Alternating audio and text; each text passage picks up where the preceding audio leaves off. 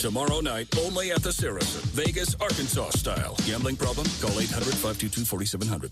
The love of football defines fall weekends, and in many homes, our families. But it's a demanding sport that can cause injury. That's why UAMS Health Orthopedics and Sports Medicine is on sidelines and in locker rooms for high schools and colleges across the state, ready to care for athletes with clinics in Central and Northwest Arkansas. UAMS Health, official orthopedics and sports medicine provider for Razorback athletics and future Razorbacks all over Arkansas. Learn more at uams.health/team. My name is Adam Gray. I have so far lost 32 patients to COVID-19, and I've consoled people who contracted the virus and gave it to a loved one who then died. And this is breaking my heart. A very large percentage of the people in Arkansas right now that are being hospitalized are under the age of 40 and almost exclusively unvaccinated. We need this to end. Get your vaccination. Learn more at healthy.arkansas.gov. This message brought to you by the Arkansas Department of Health. All right, guys, we really need a miracle right now. You're telling me those guys are monsters? I've tried every play in the book, guys. Not every play. You mean the Hot Springs? You want to win, right? We haven't run that play since Jackie Robinson played Hot Springs spring training ball. Go for it. All right, it's the Hot Springs on 3. Hut, hut, hike. To learn more about the rich sports history in Hot Springs National Park, visit hotsprings.org. At Simmons Bank, we've been helping our customers' dreams come true since 1903. We have the products and services fit for you and the tools to help you manage your finances with ease and security. Whether you're saving and investing for the future, starting a new business, or buying a new home, we're with you every step of the way. Simmons Bank is proud to support Friday Night Football in Arkansas. Simmons Bank, member FDIC, equal housing lender. Arkansas state parks are your passport to all kinds of adventures. And camping is just the beginning. Our parks can take you hiking, kayaking, mountain biking, fishing, and some of them can even take you back in time. Our 52 state parks offer fun, adventure, history, and so much more. So pick up your passport at any state park visitor center. Visit arkansasstateparks.com and see where we can take you next. Welcome back to the Electric Cooperatives of Arkansas High School Game Day Show. It's time to talk Class 3A football and 2A football. In Class 3A, the Rex's Road to the Rock rankings look like this. Harding Academy holding at number 5, Osceola number 4, Boonville number 3, McGee number 2, and Prescott number 1. This week, our 3A Aurora game of the week is Melbourne at Newport. Other Class 3A games this week include Drew Central at McGee, Two Rivers at Boonville, and Osceola at Corning. And in Class 2A, our Rex's Road to the Rock rankings, Fordyce at number 5, McCrory at number 4, Clarendon at number 3, Des Arc number 2, and Bigelow the number 1 team in Class 2A. Our 2A Aurora game of the week is Clarendon at Fordyce. And joining us now on the Centerpoint Energy line to talk 2A football is Jacob Pumphrey. He's the play-by-play voice of the Junction City Dragon Sports Network. Normally we would interview a coach in this segment, but he's covered Class 2A football for a long time. And, of course, with Clarendon and Fordyce playing each other this week, Jacob, you've seen these two teams play. It's a big matchup. Let's talk about this first. What do you think about the matchup this week between Clarendon and Fordyce? Yeah, Michael, first off, thanks for having me. Glad to be here. You know, it's really it's one of the biggest matchups in the state in Class 2A when you're talking about just a pair of 2A schools going at it that we've seen so far this season. Both are ranked in the top 10. Obviously, Fordyce, the defending state champion. Clarendon's one of those teams where they're trying to get into the conversation of being one of the top teams in the state. You know, Fordyce and Clarendon met twice last year. Actually, was fortunate enough to be able to call the first game. Check 1 2 3. Check 1 2 3.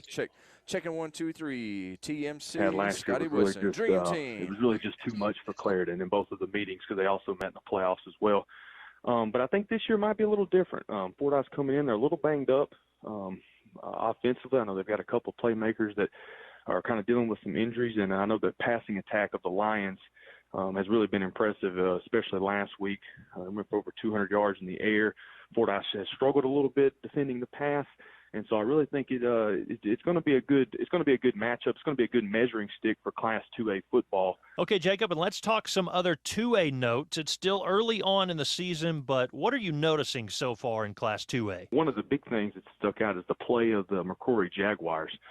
This is a team led by quarterback Kason Campbell, who's a really, really good ball player. Also plays baseball as well and is really good on the diamond. But he really has this offense clicking. I called the Junction City McCrory game in the state playoffs last year, and I remember afterwards, and it was a game in which Junction basically they came back from the dead, basically, because McCrory had them. And I think it was just a little bit of a lack of experience by the Jaguars that cost them in that one. But this is a team that's hungry and ready to go, and Campbell's got them headed in the right direction. A couple other nuggets here. Bigelow, they're the only unbeaten 2A team in the state of Arkansas. Lastly, Jacob, Junction City, a 2A school, taking on a much bigger program in BB this week.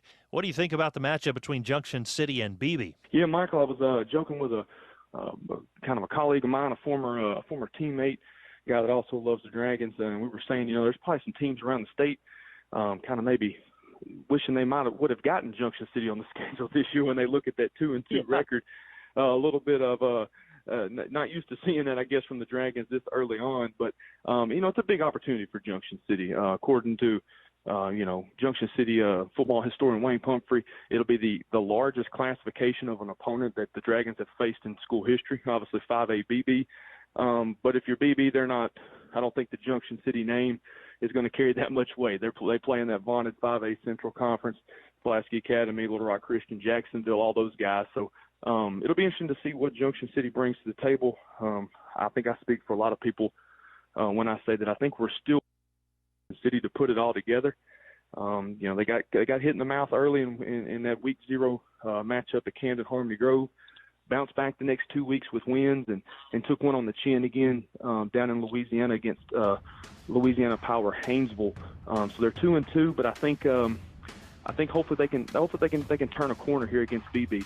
That's Jacob Pumphrey to talk 2A football with us, joining us on the CenterPoint Energy studio line. When we come back, we'll wrap up the show with our weekly visit with Nate Olson, the regional editor of Scorebook Live. Stay with us. This is the Electric Cooperatives of Arkansas High School Game Day Show. For over 70 years, we at the Electric Cooperatives of Arkansas have had our game face on. Our passion for delivering reliable, affordable power to every corner of Arkansas is stronger than ever. And with 17 electric distribution cooperatives, we cover more than 60% of Arkansas. That's power to more than 500,000 homes, farms, businesses, winter, spring, summer, and cool fall football Friday nights. The Electric Cooperatives of Arkansas, powering the thrill of Friday night lights. I'm Rex Nelson. Outside of the state's natural beauty, the thing that strikes me most as I travel Arkansas is the junk in yards and trash along the highways. In a place that markets itself as the natural state, we've too often been guilty of, at best, ignoring our natural treasures, at worst, polluting and littering them. Let's take pride in our state by keeping it litter-free. Visit KeepArkansasBeautiful.com to get involved. This message brought to you by this station, the Arkansas Broadcasters Association, and the Keep Arkansas Beautiful Commission.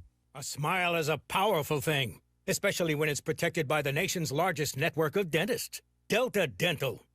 Not only is a healthy smile a good indicator of your overall health, it also comes in handy when you're stealing the fries off your friend's plate, even though you didn't want fries. But here you are, smiling that healthy smile of yours, taking one after another. Schedule a checkup today and unleash your smile power with the affordable insurance plans from Delta Dental of Arkansas. When it comes to heating my home, my water, cooking meals, or drying clothes, nothing beats natural gas from CenterPoint Energy. It's my most affordable option. It costs less to use than most other energy sources, and it's easier on the environment. So if you already have natural gas, keep it. But if you're replacing an appliance, choose it. To learn more about enjoying the benefits of a natural gas home, visit centerpointenergy.com/natural gas benefits. CenterPoint Energy. Always there. Wherever you are, whatever you're doing, make plans for your visit to the Sarasota Casino Resort, only 40 minutes from downtown Little Rock. Play this month to win your share of up to $100,000 in prizes, including an awesome top-of-the-line Ford F-150 Platinum pickup truck from Trotter Ford. Every Saturday night in September, Saracen will give away thousands of dollars in free slot play. Then on September 26th, be on hand for your chance to win that Ford XLT Sport F-150 pickup. Saracen is Vegas, Arkansas style. Gambling problem? Call 800-522-4700. At Simmons Bank, we've been helping our customers' dreams come true since 1903. We have the products and services fit for you and the tools to help you manage your finances with ease and security. Whether you're saving and investing for the future, starting a new business, or buying a new home, we're with you every step of the way. Simmons Bank is proud to support Friday Night Football in Arkansas. Simmons Bank, member FDIC, equal housing lender. Did you know you can save lives and help flip the script on organ and tissue donation in Arkansas by flipping a burger, flipping your hair, or doing a flip with friends? 20 people die every day waiting for organ transplants. Take the Aurora Flip It for Life Challenge and help us increase organ and tissue donor registration in our state. Share on social media, tag Aurora, and use hashtag #FlipItForLife. Learn more and register to become an organ and tissue donor at flipitforlife.org. Welcome back to the Electric Cooperatives of Arkansas High School Game Day Show. As always, in our final segment of the show, Nate Olson of Scorebook Live joins us to talk Arkansas high school football. Nate, Bryant lost this past week, ending a 32-game winning streak to the Lobos of Longview, Texas. And their opponent this week, Fort Smith Northside, was involved in a whale of a game last week. It was basically a basketball score. They beat Harbor 63-56. Give us your thoughts on those two matchups. That was a tough game. I knew that was going to be a tough one for them on the road. Longview is a Texas power, and I thought the Bryant defense played very well. They had a tip pass go 66 yards as the time expired, I think, or near the end of the half in the first half, and maybe gave it one or two other big plays, but they did a good job offensively.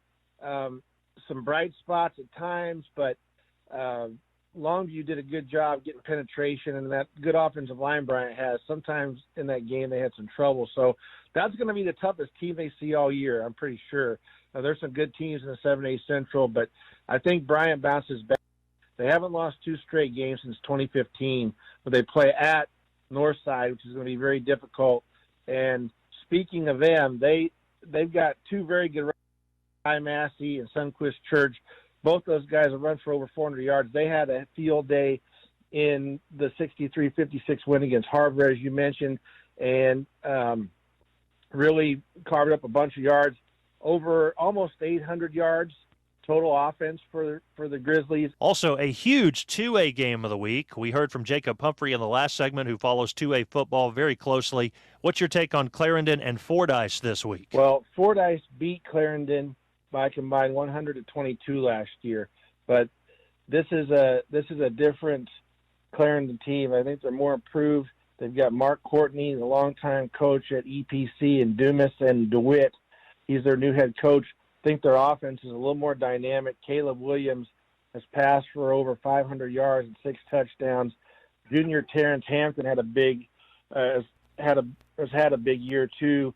The junior, and then everybody knows Quincy McAdoo. He's going to Arkansas. He does everything for them: punts, kicks, wide receiver, linebacker, running back, pops the popcorn, and drives the bus. Very, very good player. So a lot of firepower for them. Fordyce gave up some passing yards against Monticello, which is a 4A school, but maybe a little bit concerning going against Clarendon. But this will be a good game. All right, that's Nate Olson of Scorebook Live, and that is all the time we have this week. The Electric Cooperatives of Arkansas High School Game Day Show is brought to you by Electric Cooperatives of Arkansas, Gift Arkansas 529 Education Savings Plan, Hot Springs Convention and Visitors Bureau, Keep Arkansas Beautiful, Arkansas Delta Byways, Simmons Bank, Saracen Casino and Resort, UAMS, Vaccinate Arkansas, Centerpoint Energy, Arkansas Prostate Cancer Awareness Foundation, Arkansas Scholarship Lottery, Delta Dental, Arkansas State Parks, and Aurora. I'm Michael Westbrook. Thanks for listening to the Electric Cooperatives of Arkansas High School Game Day Show. The following is a special sports presentation from the EAB Sports Network. It's time for Nettleton Raider football on 94.1 Bob FM. Presented by NEA Baptist, First National Bank, Kavanaugh Auto Group, Jonesboro Orthopedic and Sports Medicine, St. Bernard's, Domino's Pizza, and Real Estate Nate. Now let's go to the NEA Baptist broadcast booth and join Craig Miller for the First National Bank pregame show. Hello again, everybody, and welcome to Nettleton High School, where Raider pride is justified. Welcome to Week 4 of this 2021 football season. It may be Week 4, but you could consider it the start of a whole new season. Conference season starts tonight, and the always tough Batesville Pioneers are in the house. My name is Craig Miller, and I'm joined in the NEA Baptist broadcast booth by my tag team partner, Andy Shatley. Andy, let's get this out of the way right here at the outset. Let's let the record state that the Raiders are undefeated while you and I are in the broadcast booth together. It is official. We talked to Coach Hampton about that, and we feel sort of responsible a little bit. Are we any responsible for that at all? Well, I think Coach Hampton said we had nothing to do with it. I believe that's what Coach said. All the credit goes to the kids, to the coaching staff for sure. But it has been a joy to bring these first 3 games to you. The Raiders are 3-0 on the season. They beat Blyville 35-0 in Week 0. They beat Mountain Home 28-21 in Week 2. They beat Pocahontas last week 35-28. And I want to talk about that game last Friday night. It was another thrilling victory for the Raiders. Cameron Scarlett showed out. He ran for 2 touchdowns. He passed for a couple others in a hard-fought victory, 35-28 victory over Pocahontas. Andy, that was a good high school football game. It really was, and that kind of seemed to be a matchup of the quarterbacks last Friday night, to where you had Connor Baker on the Pocahontas side of the ball and Cameron Scarlett on the Nettleton side of the ball. I don't like to drill football down to one player, but certainly both of those players shined on both sides of the football last Friday night. It was definitely a battle of the quarterbacks, and thankfully our quarterback came out on top. Cameron Scarlett had a heck of a game, and the guys are out on the field getting warmed up. It is a beautiful night for football, 74 degrees.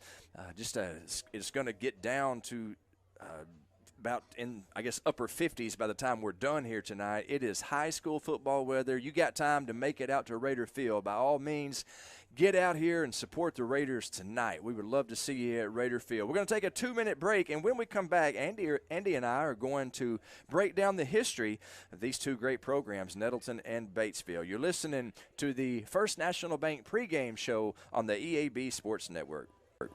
Ship anything, anywhere at your #1 shipping source, Pack Mail in Jonesboro. Bring anything to Pack Mail, and they'll pack it, ship it, crate it, freight it, no matter how big, fragile, or awkwardly shaped. Since 1998, Pack Mail has been your #1 shipping source, the only authorized shipper of all the major carriers. UPS, FedEx, DHL, the Postal Service, and freight services all in one store. At Pack Mail, you have choices. Here's Pack Mail Tim to tell us more. Trey, we are the experts at finding solutions for even the most demanding shipping situations, and our experienced staff can help you choose the best option. So if you need to go to the post office, then FedEx, or all the way out to UPS terminal, and then get that international shipment to DHL, you can do it all in one fast, convenient, and friendly place. Pack Mail. See, I told you, Pack Mail ships anything, anywhere, through any shipper. Pack Mail, voted the #1 printing, packaging, and shipping store in Jonesboro. Don't trust your shipping needs to just anybody. Trust Pack Mail, 361 Southwest Drive in Jonesboro. Ship anything, anywhere, today at Pack Mail. Did you know for the first time in years the percentage of positive drug tests has increased among workers due to increasing use of methamphetamines and marijuana? Employment drug testing is a powerful risk management tool that provides a safer, more productive workplace. It helps decrease employee turnover and absenteeism, reduces employer risk, and lowers workers' compensation incentive rates by reducing the chance of accidents and injury. A drug-free workplace program can ensure that you have a safer, more productive workplace. National MedTest Incorporated is a company who specializes in this field. Give them a call today at 931-1993 and set up a program that's right for you to make your place drug-free. National MedTest Inc., making businesses and schools drug-free.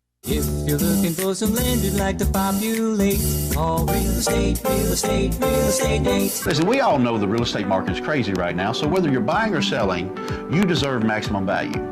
You want real market knowledge, you want real negotiating power, You want real results. You need Real Estate Nate.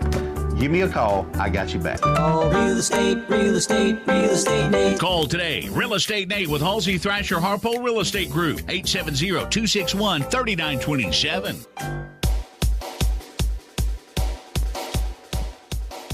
And we welcome you back to the First National Bank pregame show, where the Nettleton Raiders are getting ready to take on the Batesville Pioneers in the Conference 5A East opener.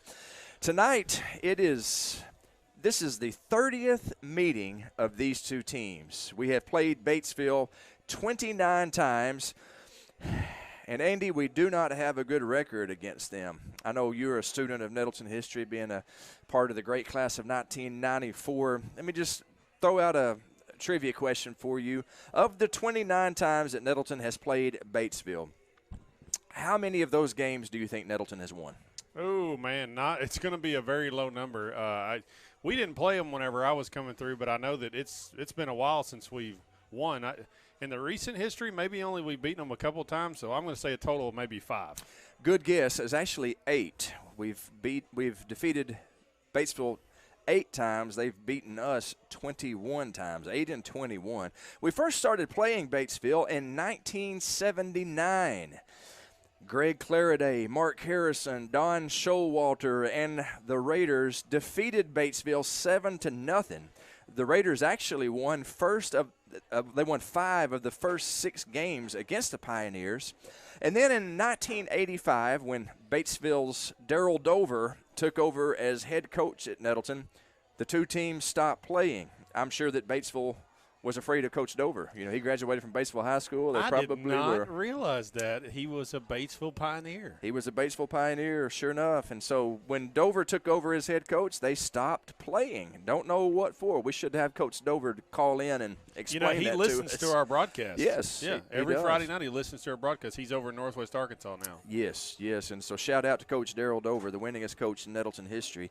But they did not play again until 1998, 4 years after Andy Shatley graduated. That's when they renewed the rivalry, and we have played them every year since. And let's be honest, Raider fans, it's been a lopsided rivalry. They whipped us in 98 and in 99, and then in 2000, behind quarterback Josh Allison, the Raiders beat Batesville to secure a playoff spot. Unfortunately, I think that made them mad because they hauled off and beat us 16 straight years, 16 straight games, and most of them were good old country butt kickings. Not even close. There was some 56-0. You look at those scores, they're very lopsided. Batesville just wore us out. But then in 2017, Coach Stephen Hampton led the Raiders to our first win over Batesville in 16 years. And then we beat them again in 2018. However, the last 2 times we've played them, they've beaten us, including a 38-6 shellacking at Batesville last season. As for this season, the Pioneers have struggled. They're a very young team, and they have taken their lumps. They're coming into tonight's game 0-3 after losing to Greenbrier 44-10, Searcy 50-36, and Mountain Home 35-7. So, Andy, they're 0-3. They've been getting beaten badly. We should take this team lightly, right? Well, in high school football, you don't take anybody lightly because you still have to play the football game, and as soon as the referee blows the whistle, you never know what's going to happen on Friday night. So you take every opponent like they're going to bring their best A game to you, and you bring your best A game to them. Absolutely. Let me tell you, nobody over here is taking Batesville lightly. This is a great football tradition. Coach King, one of the best to ever do it, and this is a proud school, a proud team, and you can bet we're going to get their best shot tonight. It's the Raiders. It's the Pioneers. It's Friday night high school football on the EAB Sports Network. When we come back, we're going to hear from the Raiders head coach, Stephen Hampton. Don't touch that dial. You're listening to the First National Bank pregame show on the EAB Sports Network. Daily office routines in the hands of people you can trust. Forrest Office Machines, your authorized Sharp document systems dealer in Jonesboro. That's right, since 1965, Forrest Office Machines has provided dependable office equipment and reliable service. We follow the equipment journey through all kinds of changes and developments, always on the cutting edge, whatever that is. And our partnership with Sharp document systems means we offer the very latest, most dependable equipment. And Forrest is the only office equipment dealer that when you need supplies, you can walk in our store and get it. When you need it fixed, you can call us. This is Barry Forrest. My family's been taking care of equipment needs of businesses just like yours since 1965. I would love to work for you today. Put your daily office routines in the hands of people you can trust. Forrest Office Machines, your authorized Sharp document system dealer at 1005 G Street in Jonesboro. 932-7852. 932-7852. Call Forrest Office Machines today. You've been told banks with branches don't have the digital capabilities you need. But why not have the best of both worlds? At First National Bank, we have all the online banking tools you could ever need. Plus, if you need something, we have real people in real places near you. Digital, with branches and real people. We know you can't be everywhere at once, but we can be anywhere you are. Check it, snap it, track it, pay it, move it, and ask it anywhere. First National Bank, putting you first, always. Equal housing lender, member FDIC. Trust your heart to better care at NEA Baptist. Better access means communication with your award-winning cardiac team anytime, anywhere with the MyChart app. Better technology means leading the state with new treatments and interventions right here in Jonesboro. Better is an integrated team of experts at your service when seconds matter. Your heart deserves better.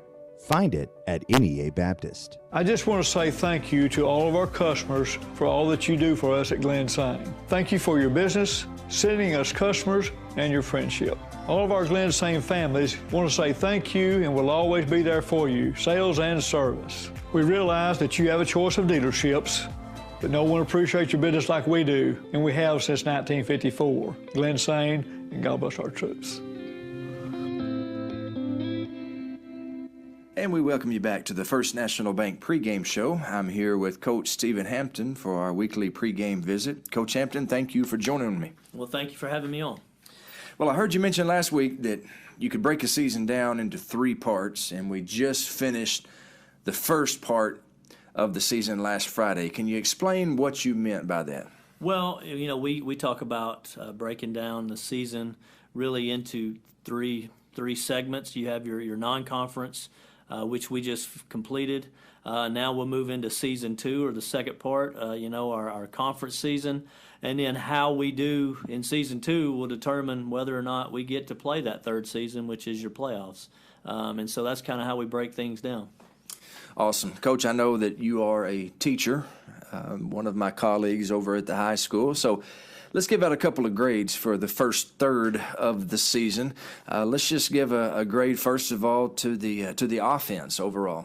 Well, you know, looking at it as a whole, we've done some really good things in the run game, pass game.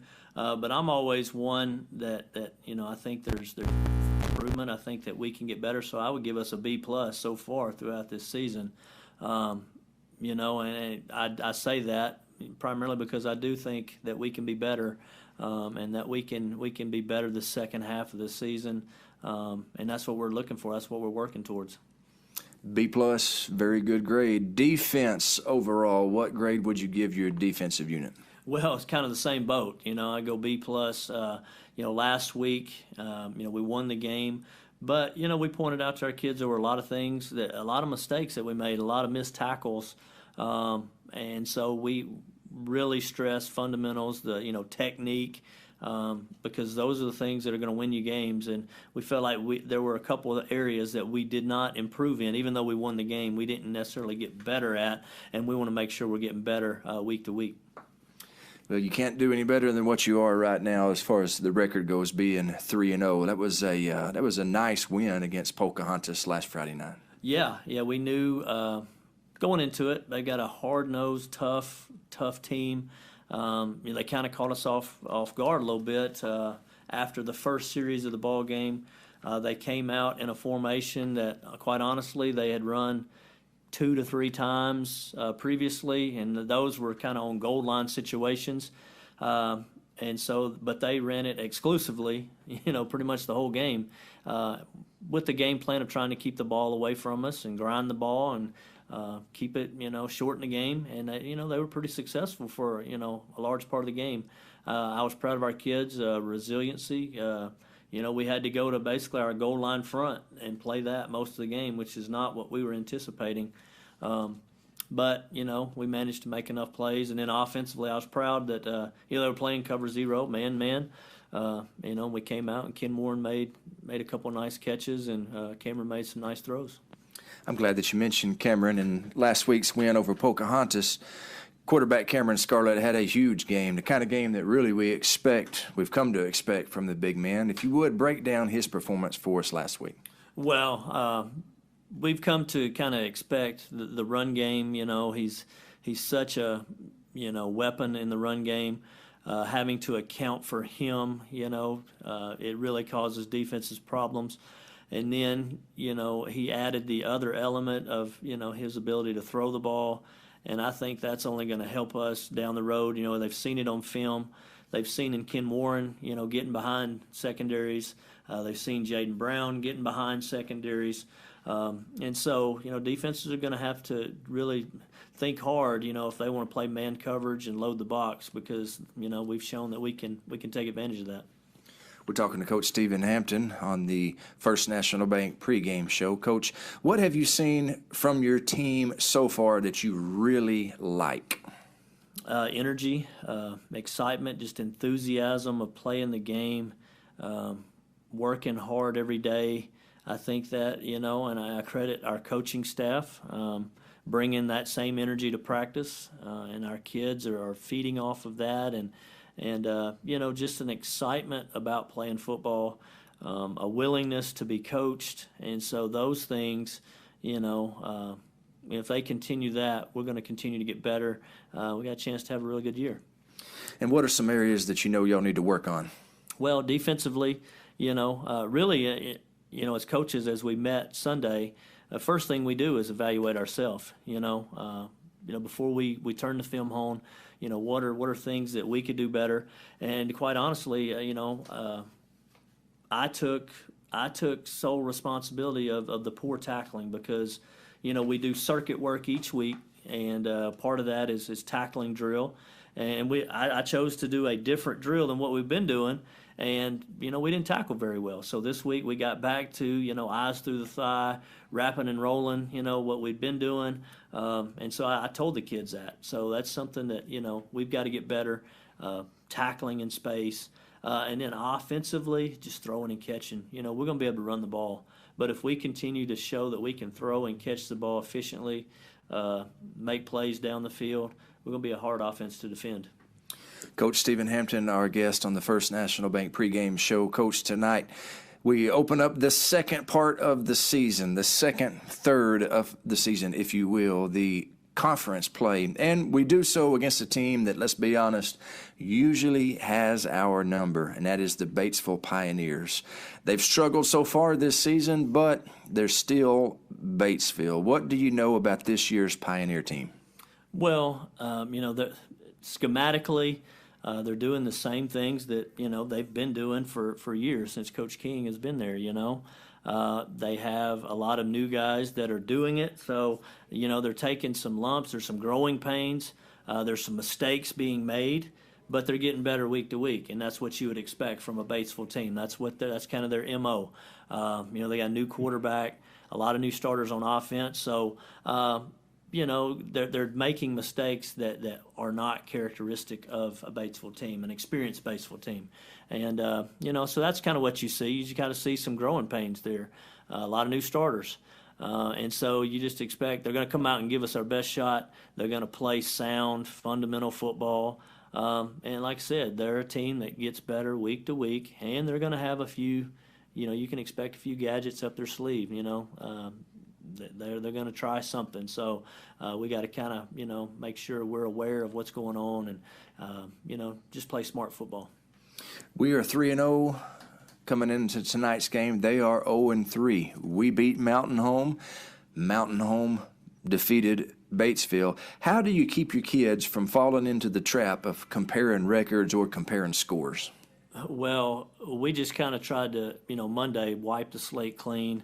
Talked about we're starting season 2. Everybody is 0-0. I'm sure that's what they're preaching to their guys. That they are 0-0 right now. We're all even, and now we're starting a new season. And there's a lot of truth to that. It's great to be 3-0, but in the grand scheme, those 3 games have no bearing on playoff position or seeding. But starting this Friday night, they do. And so we got to make sure we take every game serious. It's the only game happening this Friday, so we got to make sure we show up and be ready to play. Coach Stephen Hampton, this is week 4, Coach. By now, you usually have some guys banged up. How is your team doing health-wise? Well, for the most part, we're pretty healthy. Moses Williams, he went down in the second quarter against Mountain Home and did not play the rest of that game. He didn't play last week against Pocahontas. Very questionable whether he'll be able to play this Friday. He's getting better day to day, but still probably another week away. But last week, Garrett Campbell stepped in. He actually stepped in against Mountain Home, did a fine job, played all 4 quarters last week, so we feel very comfortable with him. So really that's really the only injury to speak of that we have right now. Coach, let's talk keys to victory. We do it every week. Let's do it again tonight. Keep that tradition going. What are the Raiders going to have to do tonight to move to 4-0 on the season? Well, defensively, like I said, we're going to have to tackle well, not give up any foolish plays, any throwback screens, anything out of the ordinary. Make them earn everything. If we do that and not give up anything silly, I like our chances. And then offensively, I feel like we're going to be able to run the ball. We're going to have to make some plays in the passing game. They're gonna get down there and crowd the box at times, and so we got to be able to pitch and catch and make them pay when they do that. Coach Stephen Hampton, thank you for your time, sir. Good luck tonight. Let's go get a win. Let's do it. Ready, proud, brother. Guys, if you haven't made it into Orville's men's store, then you're missing out. They're the only store in town to exclusively carry brands like Barber, Duckhead, Strong Suit, Tommy Bahama, and Vineyard Vines. Orville's has everything a guy needs, from daily workwear to a big night out on the town. Orville's will have you looking more stylish and feeling more confident than ever before. So make your way to Orville's men's store at 2612 East Nettleton next to Steamroller Blues in Jonesboro and show off your stash. Shop online at orvillesms.com. It's football time at Wings to Go. That means all the TVs watching the games, all the wings will be hot and flavorful, all the food will be good. It is time to come to Wings to Go. We've weathered the storm. It's almost over. Things are getting better, and we can't wait to see you at Wings to Go. Sports, wings, football, life is great at Wings to Go, both locations.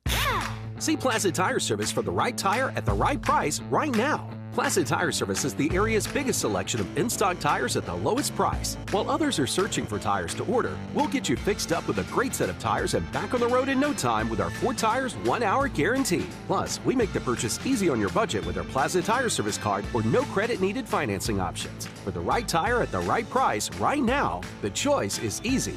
That's Placid Tire Service.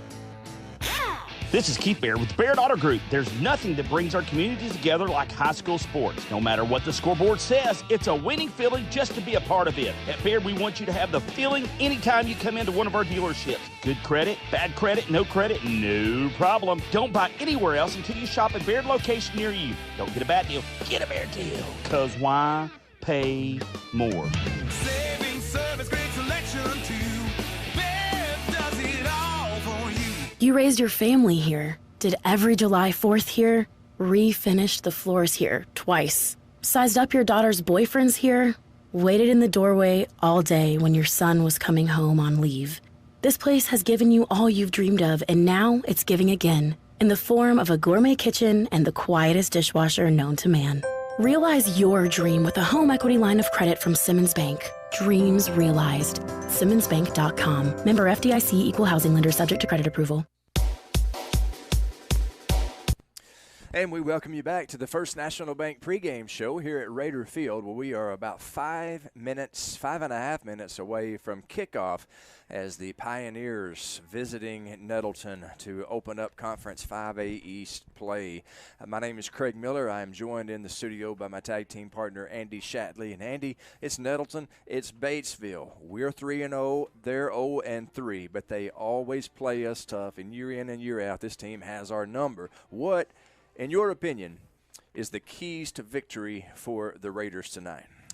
Well, we've seen over the last 3 wins of Nettleton, we've seen a variety of offensive production and pathways, whether they're running the ball or throwing the ball. And I think what you're going to see is try to put that whole package together tonight. You're going to see the offensive coordinator, Coach Wilson, and Coach Hampton try to put the full package that they really wish to see in this offense. And hopefully the maturation over the first 3 weeks, you will see all cylinders clicking on the offensive side of the ball. So honestly, my keys to victory for Nettleton starts with the offensive line tonight. To allow Cameron Scarlett the time to throw the football, to which I think they're going to try to do tonight. To allow Kobe Bradley to run the football like he's absolutely capable of doing. I think it all starts with the offensive line. So I'm going to be watching offensive line tonight to see how aggressive they play, to see how well they handle Batesville's defensive line, and allow the offense that Nettleton has to really flourish tonight. Hayden Partee, our captain, who won the coin toss, and the Raiders have elected to receive the opening kickoff. So we're going to get a chance to see that Nettleton offense that Andy was talking about. We've been primarily a run-oriented offense. As a matter of fact, I read in Kevin Turbeville's excellent article in the paper this morning in the Jonesboro Sun that our quarterback, Cameron Scarlett, and our running back, Kobe Bradley, have combined for over 700 yards of rushing in this in the first 3 games.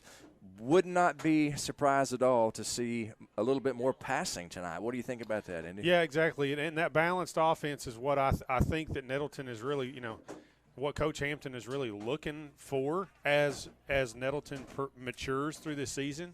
And if they want to be the championship style of a team and the championship caliber team as this season moves on, and if they want to go deep into this conference play and potentially deep into a postseason play, they're going to have a balanced offense to be able to throw the football or run the football, depending on what the defense gives them.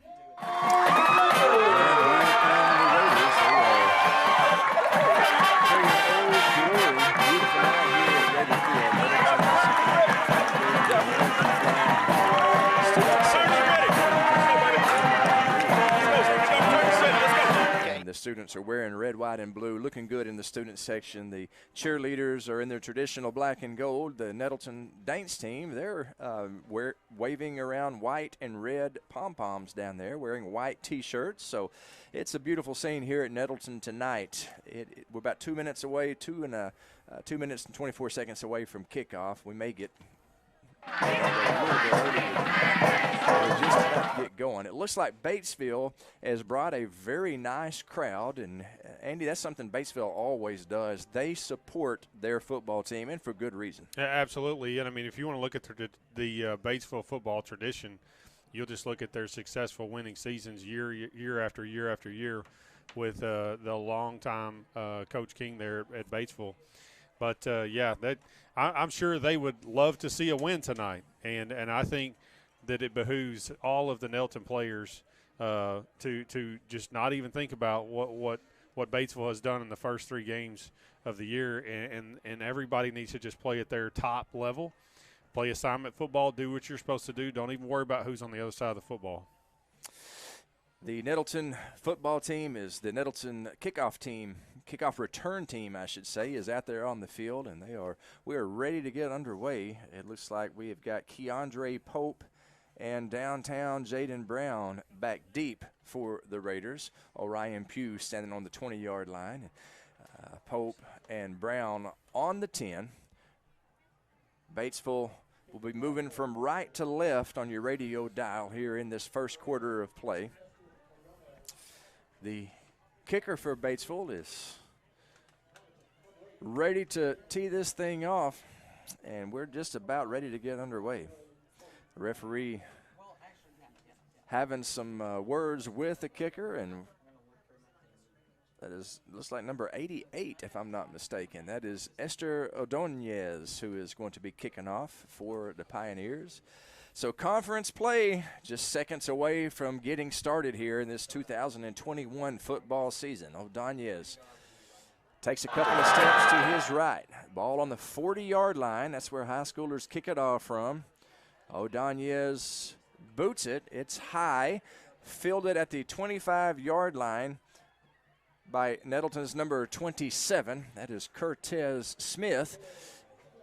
He is brought down at the 33-yard line, and that's where Nettleton will take over 1st and 10 from their own 33.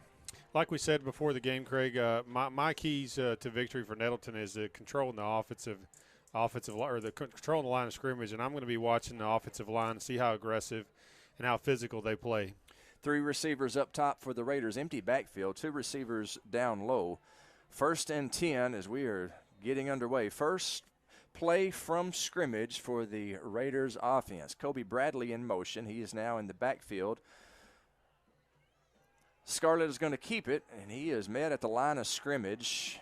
He might have gained a yard before he is brought down. It will be 2nd down, and it looks like 2nd down and 9 for the Raiders. Maybe 2nd down and 8. Craig, one of the things that I would like to explain to our listeners and watchers is the first 5 or 10 plays are usually scripted by the offensive coordinator because you really want to see how the defense is going to line up to those formations. Scarlett in the gun. This time he gives to Kobe Bradley. Bradley running left side and unable to shake a shoestring tackle at the line of scrimmage by number 8, Jack Lanier, who made a nice play keeping Bradley from getting more yards than he got. He gained a couple. It's going to be 3rd down and 7 for the Raiders. They're in no-huddle offense here, and they're trying to run a quick play here. Raiders a little bit of hurry up on 3rd and 7, hard count, and Batesville comes across the neutral zone. That's going to be encroachment against Batesville, and the 3rd and 7 turns into a 3rd and 2. Yeah, and just to touch on that again, those scripted plays in the first series, just because you may not be able to move the football, you're just trying to see how the defense is going to line up to those formations. 3rd down and 2 now for the Raiders, and again, Batesville jumps off sides. So that's going to be a 1st down. Via penalty, by hook or by crook, we'll take it. Move the chains, 1st down Raiders. Yeah, and in high school, it doesn't really matter if you can get back before the ball snapped. I mean, if you cross the line of scrimmage, then it's a dead ball foul. They will throw that flag, and that's what the officials did. So it's 1st down and 10 for the Raiders on their own 46. Cameron Scarlett, the quarterback, in the gun. Jaden Brown and Kobe Bradley both in the backfield with him. Now then Bradley goes in motion. He gives it downtown Jaden Brown. Jaden Brown hit in the backfield, unable to make it to the original line of scrimmage. So it's going to be a loss of 3, it looks like. 2nd down and 13 for the Raiders. Yeah, you can tell they're trying, and you'll see a different formation about 4 or 5 times in a row because Coach Wilson's trying to see how they're going to line up to those formations. 2nd down and 13. This time it's an empty backfield. Looking downfield, he throws. It is complete to Jaden Brown. Jaden Brown at the 10, at the 5. Touchdown, Jaden Brown. Touchdown, Raiders. That's a great read by Cameron Scarlett. We talked about it before the game that you're going to try to see a balanced attack, a couple of unsuccessful runs, and really just trying to see what Batesville's defense was going to play against those formations. Let's go back to offensive line play, and we'll eventually call those guys' names multiple times, but Cameron Scarlett had all the time in the world. Nice post route on the top side, over the top of the free safety. Cameron Scarlett put it out there, and downtown Jaden Brown takes it to the house. Andy Creighton, I'm wrong, but that is a 58-yard score. The PAT is no good as Joseph Newhung's kick falls short of the goalpost. And so with 9:58 remaining in the first quarter, your score is now Nettleton 6 and Batesville 0. Let's take a 30-second break. When we come back, the Raiders will kick off the ball to Batesville. 6-0 Raiders, 9:58 remaining in the first quarter. You're watching Raider football on EAB Sports Network. For me, rice farming isn't a profession. It's been my life for more than 30 years. And as owner of Delta Plains Seed, I've been the region's Rice Tech leader for more than a decade. Every planting season, I'm in the fields right along with you, and we're figuring out how to make sure bushels mean dollars together. From selecting your hybrid rice to free on-farm delivery and one-on-one consultation, I'd like to help your rice fields see more profit this season. I'm Terry Gray at Delta Plains Seed. Call me today at 870-249-3447. Let's talk about your best rice options. On 94.1 KIYS HD2, Walnut Ridge, Jonesboro. Raiders up 6-0, 9:58 remaining in the first quarter. Daniel Golden to kick off, the man who directed our broadcast 3 weeks ago, Andy, right. And he's down there on the field right now. How about that? This is like an invincible story right here at Nettleton Raider football. Daniel Golden's brother, Michael Golden, is kicking for the Naval Academy for their JV team, I guess. One of the best kickers in Nettleton history. How about that? The Golden boy booms it down inside the 20. It's fielded by a Pioneer. He's running right up the chute. He's got some running room. He's down to the 43-yard line, so a return of 23. Tackle made by number 4, Ken Warren McShann, who caught 2 touchdown passes in the big win last week. Nice return of about 23 yards. Batesville going to have good field position, 1st and 10 from their own 43. Yeah, it was a nice return, but let's talk about the kickoff. Hey. That ball got up in the air and had some nice air underneath it. Yeah, Daniel Golden, who is a soccer star here at Nettleton, and joined the football team. He went from the broadcast booth to the football field. I love it. Very, love it. Very proud for him. Storley, the quarterback, he is in the backfield with number 28. Instead, he passes to number 2. It's complete, and he's going to be a gain of about 9 yards as Jace Jeffrey, the receiver. It'll be 2nd down and 2 for Batesville after a 1st down completion. Yeah, what that really turns into is just a speed sweep whenever you have both of your receivers blocking and throwing a quick screen out to them and trying to get outside of the box. And Batesville is certainly going to have to get outside the box because Nettleton's big defensive line is not going to let them run inside the box. 2nd down and 2 for the Pioneers. Pitch to the tailback. That's number 28. That is Gabe Witt. He's brought down by old Ryan Pugh, but not before he has a Batesville Pioneer 1st down. It's going to be 1st and 10 Batesville inside Nettleton territory at the Raider 49. Like we talked about earlier, Batesville's going to be showing different formations, and Coach Alan Johnson's going to kind of have to figure out what we're going to deal with tonight, and that's what happens in that first series. But Batesville's already looking like they're going to be going to the edge for yards. 1st and 10 for the Pioneers. They pitch to Witt. Witt running toward the right side. He is brought down after a gain of 1 yard. In on the stop for the Raiders, Ryan Pugh. Jorge Salas also over there. 2nd down and 9 for the Pioneers. Ball on the Nettleton 40-yard line. What you're going to see, most likely, I'll predict, is if Batesville continues to try to go for the edge with sweeps, speed sweeps, and screens, is you're going to definitely see some blitzes and some changing of package by Coach Alan Johnson. 2nd and 9. They pitch to the running back, number 25, and he has got a 1st down. It's going to be a gain of 8 for number 25, Deshaun Brown. I believe this one may be coming back, Craig. Yeah, let's see what the Whitehead says. Flag on the play. It's going to be holding against Batesville, so that 1st down will be negated. So good break for the Raiders. Instead of a 1st down, it's going to be replay of 2nd down from behind the sticks. It looks like it's going to be 2nd down and 19, I believe is what we will call that. 2nd down and 19 for Batesville. The ball is spotted just on the Nettleton side of the 50-yard line. I suspect that Coach Alan Johnson is a bit reticent to start dialing up blitzes and different packages here. So now you're going to see a spread offense with trips wide receivers and motion out. So we'll see if they can throw the football. Storley, the Batesville Pioneer quarterback, in the gun. It's an empty backfield. Low snap. He fields it, throws, and is incomplete. Intended near side. Jace Jeffrey, the intended receiver, incomplete. It's going to be 3rd down and 19 for Batesville. Well, it's a long throw for a quarterback all the way down here to the wide side of the field and throw a quick out. That's a tough throw for any quarterback at the high school level. First quarter action, Nettleton with a 6-0 lead, 7 minutes and 30 seconds remaining in the first quarter.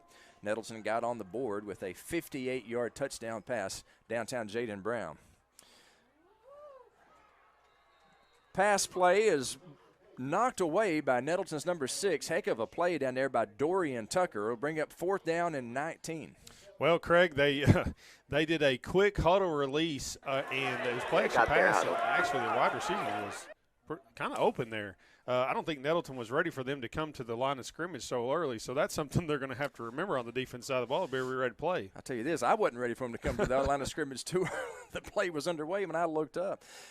Batesville is going to punt on 4th down and 19. The ball on the 50. Punter standing at the 40-yard line. That's where he kicks it from anyway. And Nettleton's going to let it roll. It rolls out of bounds. The ball is marked at it looks like the 13-yard line of the Raiders, and that's where Nettleton will take over 1st and 10 with a 6-0 lead. 7:15 remaining in the first quarter, and we'll get to see this Nettleton offense take the field once again. Yeah, and it looked at certainly the first series, it kind of looked like Nettleton was going to be stalemated there. We're trying to run the football, but came up with a big pass, a 58-yard post over the top to Jaden Brown. So here we go again, deep in their territory, and I would suspect we will see that run-pass mix again. Gives to Kobe Bradley. Bradley with some hit right as he had the ball. Honestly, he might have got a little bit of positive yardage. It looks like a gain of 1. It'll be 2nd down and 9 for the Raiders. I will tell you, though, that Coach Hampton is absolutely not going to get away from running the football. I mean, even though you might be able to throw the football on Batesville tonight, and they already have, Nettleton absolutely has to be able to run the football to be competitive in this 5A conference. 2nd down and 9. Cameron Scarlett, the quarterback, in the gun. Gives to Kobe Bradley. Kobe Bradley running left side. He's got a little bit of running room this time. It looks like he's going to be close to the 1st down. The line judge is standing right on the stick, and that is a 1st down. So a nice run by Kobe Bradley. Gain of about 8, maybe 9 yards. 1st down Raiders. Greg, I talked about Kobe Bradley, and I think we talked about him over and over and over. I've got to come over and get him for the absolutely love his feet when he gets in the pocket. He makes the 1st and 2nd person. And they're going to go back up for the snap. King in motion. Cameron Scarlett's going to run it himself. He's got some running room. Running right side. Makes somebody miss. He's at the 40. He's at the 45. He's at the 50. He's inside Batesville territory. Tackled at the 45-yard line. Big gain by Cameron Scarlett. Well, great run by Cameron Scarlett. But let's talk about all the blocking. And I would love to, call everybody up on the right side. And you have Kenwar McSham downfield blocking also. So, I mean, that I love to see wide receivers who are catching touchdown passes, but also on the next play, they're throwing blocks for the quarterback way downfield. Huge play for the Raiders. It's 1st and 10 at the Batesville 45. Scarlett gives to Bradley. He bounces out left side, trying to hit the edge. He's got the edge. He's got the 1st down, and he runs out of bounds after a gain of 11. 1st down Raiders, Kobe Bradley. There was nothing there. And my boy Kobe Bradley took one quick slip step, jab step to the left, and then he was gone. Outran everybody to the sideline, kind of coasted out of bounds. So he's going to be exciting to watch tonight. Bradley in the backfield with the quarterback, Cameron Scarlett. Scarlett looks to the sideline, looking to Coach Blake Tennyson, gets the signals. Audibles at the line of scrimmage. 1st and 10 Raiders. They lead 6-0 here in the first quarter. Scarlett going to run it himself. He gains about 7 yards before he is brought down. It's going to be 2nd down. We'll call it 2nd down and 4 after a gain of 6. Well, our keys to victory before the game, and we were going to focus on the offensive line, and so far they've been outstanding. Very few defensive linemen in the backfield. Cameron Scarlett has plenty of time to run and throw the football. Looks like we may have an equipment issue here. Cameron Scarlett is coming out. Let's hope that's all it is. Where's Cameron? Looks like maybe just an equipment issue. Cortez Smith, the quarterback.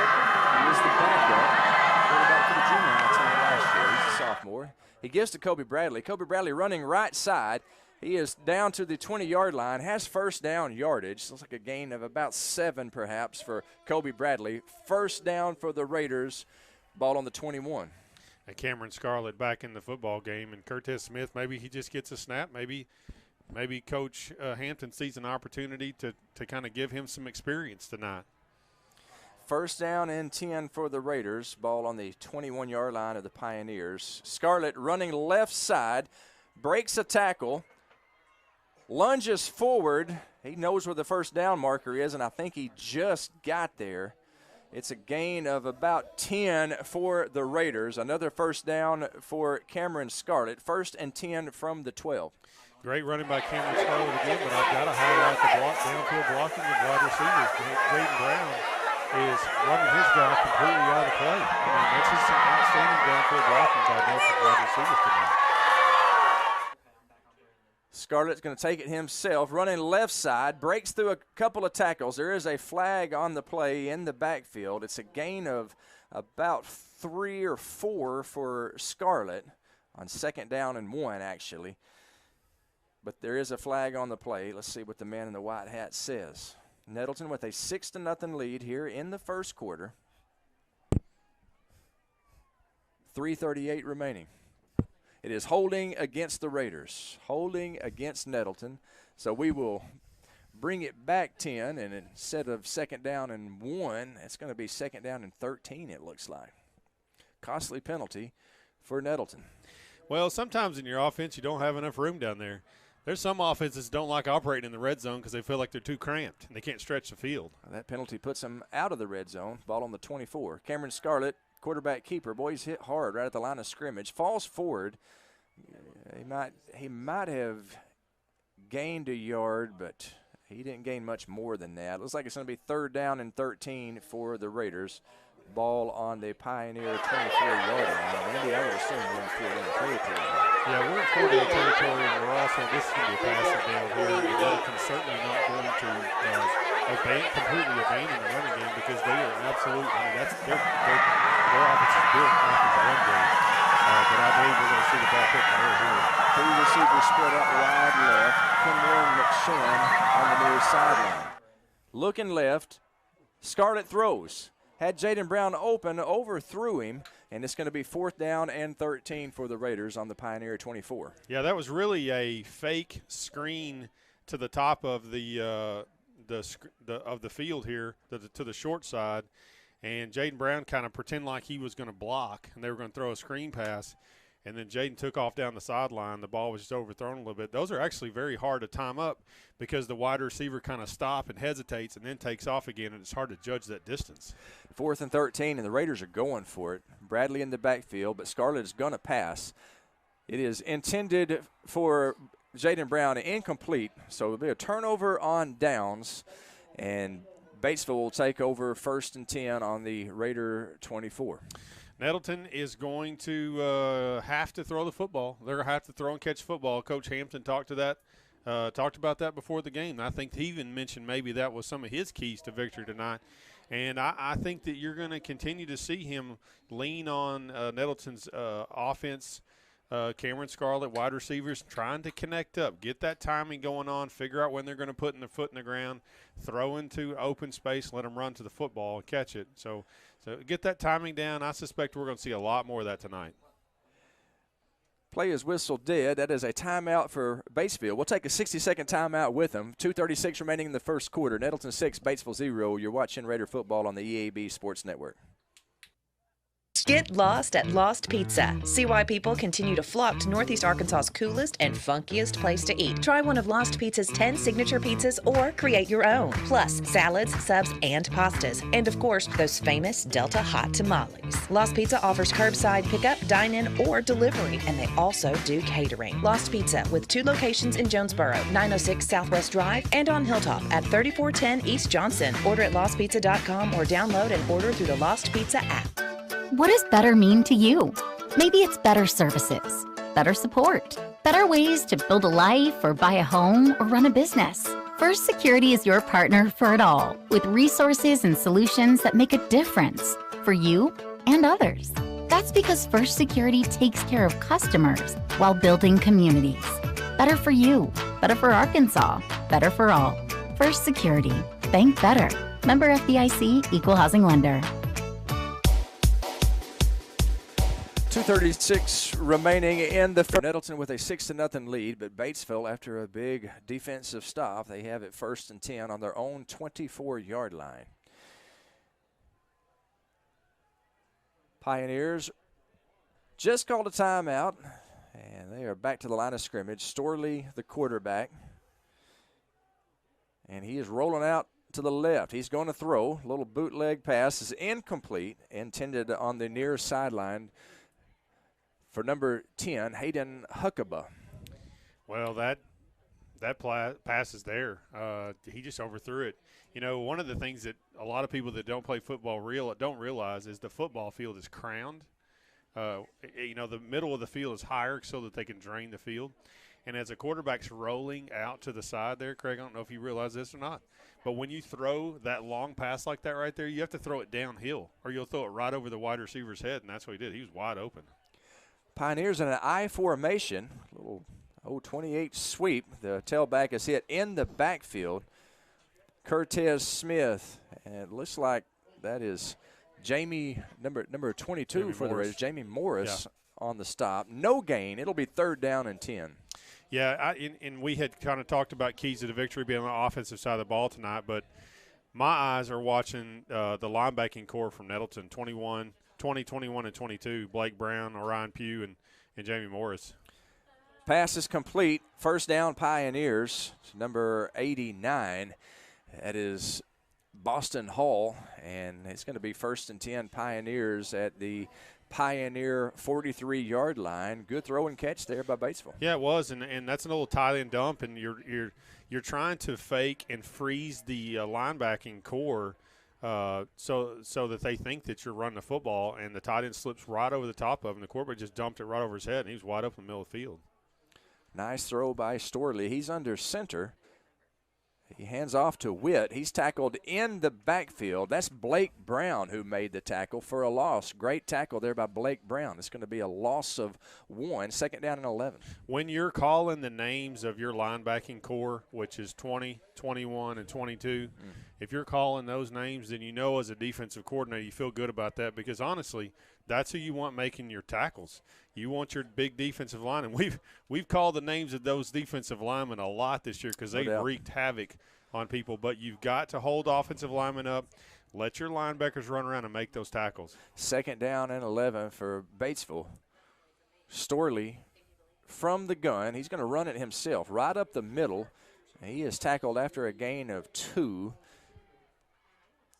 It looks like Cam Phillips wrapped him up. Also in the stop, Jorge Hollis. It'll be 3rd down and 8. Hurry up offense for the Pioneers. Storley under center. He pitches to Witt. Witt running right side. He stopped well short of the 1st down. Gain of 2. Orion Pugh on the stop. Also big number 90. You know who that is. That's Jordan Pegram. It's going to be 4th down and a long 6 for Batesville. Yeah, and once again, what you're seeing is if you free your linebackers up to fly to the football, and if your defensive line can hold up the offensive linemen and to keep them off of your linebackers so they can see what's going on, they can sift through all the trash, and they can slide into where they need to get to, and they can attack the football. And you saw in that series right there, the linebackers really shut down the offense of Batesville. That's the end of the first quarter with our score. That's the end of the first quarter. You scored Nettleton 6, Batesville 0. 2nd quarter, when we come back, you are tuned in to Raider football on the EAB Sports Network. Reporter for Red Wolves football. I've had the chance to see firsthand the great work done by the physicians at Jonesboro Orthopedics and Sports Medicine. JOSM doctors have served the athletes at A-State for more than 40 years. Plus, on any Friday night, you can see their physicians on the sidelines at high school games around the area. Whether you're just starting your athletic career or if you're well past your playing days, JOSM can get you back in the game. To schedule an appointment, call 870-932-1820. Jonesboro Orthopedics and Sports Medicine, excelling in their field so you can excel on yours. What horrible call. What's the matter with you, ref? You seriously need some glasses. Honey, that's the mascot. Oh, guess I need glasses too. Elite Eye Care can help fans and officials alike. 1000 Windover Road in Jonesboro and 1515 West Kings Highway in Paragould. Schedule today at eliteeyecareandoptical.com or call 972-6040. That's 972-6040. Elite Eye Care. Your vision is our focus. Second quarter about to get underway. Nettleton with a 6-0 lead here at Raider Field as we open up Conference 5A East play. Batesville is going to open the second quarter with a punt. 4th down and 6. The Pioneer punter standing at his own 33-yard line. Back deep for the Raiders is Keandre Pope and Markellen Barber. Pope is standing on the Nettleton 20. He gets the punt off. It's angling toward the sideline. It goes out of the sidelines. Take cover, cheerleaders. Cheerleaders and the Danks team scattering. The cheerleaders down there anyway. And it's going to be marked at the Nettleton. Let's see if we can't see that spot. Nettleton 29-yard line. That's where the Raiders will take over 1st and 10. I noticed that you pronounced that as Danks? Yes. Danks team? The Danks team, yes. Yes. The first time you said that early in the broadcast, I almost didn't even know what you were talking about. Danks team. The Danks team, yes. Okay. Yes. Yes, I field some complaints by the way I say that from the English teachers regularly. That's just the way I've always done it. And I will continue to do it. It's just the way I've always done it. I like to say Danks. It sounds more manly to me than the dance team. Okay. You know, it's Danks. Okay. It sounds more rugged and Gotcha. more Raider pride there to me. Raider pride in the you pronounce Danks. The Raiders with the ball, 1st and 10. This drive is going to start at the Nettleton 29-yard line. Cameron Scarlett gives to Kobe Bradley. Kobe Bradley running right side, bounces outside. He is brought down after a gain of 2. It's going to be 2nd down and 8. Well, I'm going to I think that Nettleton's going to try to establish a run game here. They, the last series they tried to throw it around a little bit, but I bet they're going to get back to that running game. Kobe Bradley, elusive Kobe Bradley in the backfield with Cameron Scarlett. Between the two of those guys, they've run for well over 700 yards this season when we're in week 4. So the running game is our bread and butter. This time we're going to pass, however. The pass is complete. I believe that is Ken Warren McShann. Correct me if I'm wrong, Andy. That is Ken Warren McShann. Big run after the catch. 1st down Raiders. Well, that's one of the toughest throwing catches that you have in high school football. Ball spotted at the Nettleton 46-yard line. Cover 3, you got to watch out. 1st and 10, Raiders. Free safety sitting there waiting on him. And he took a big old hit, held on to the football, and kept running. So great job, Ken Warren and great throw by Cameron Scarlett.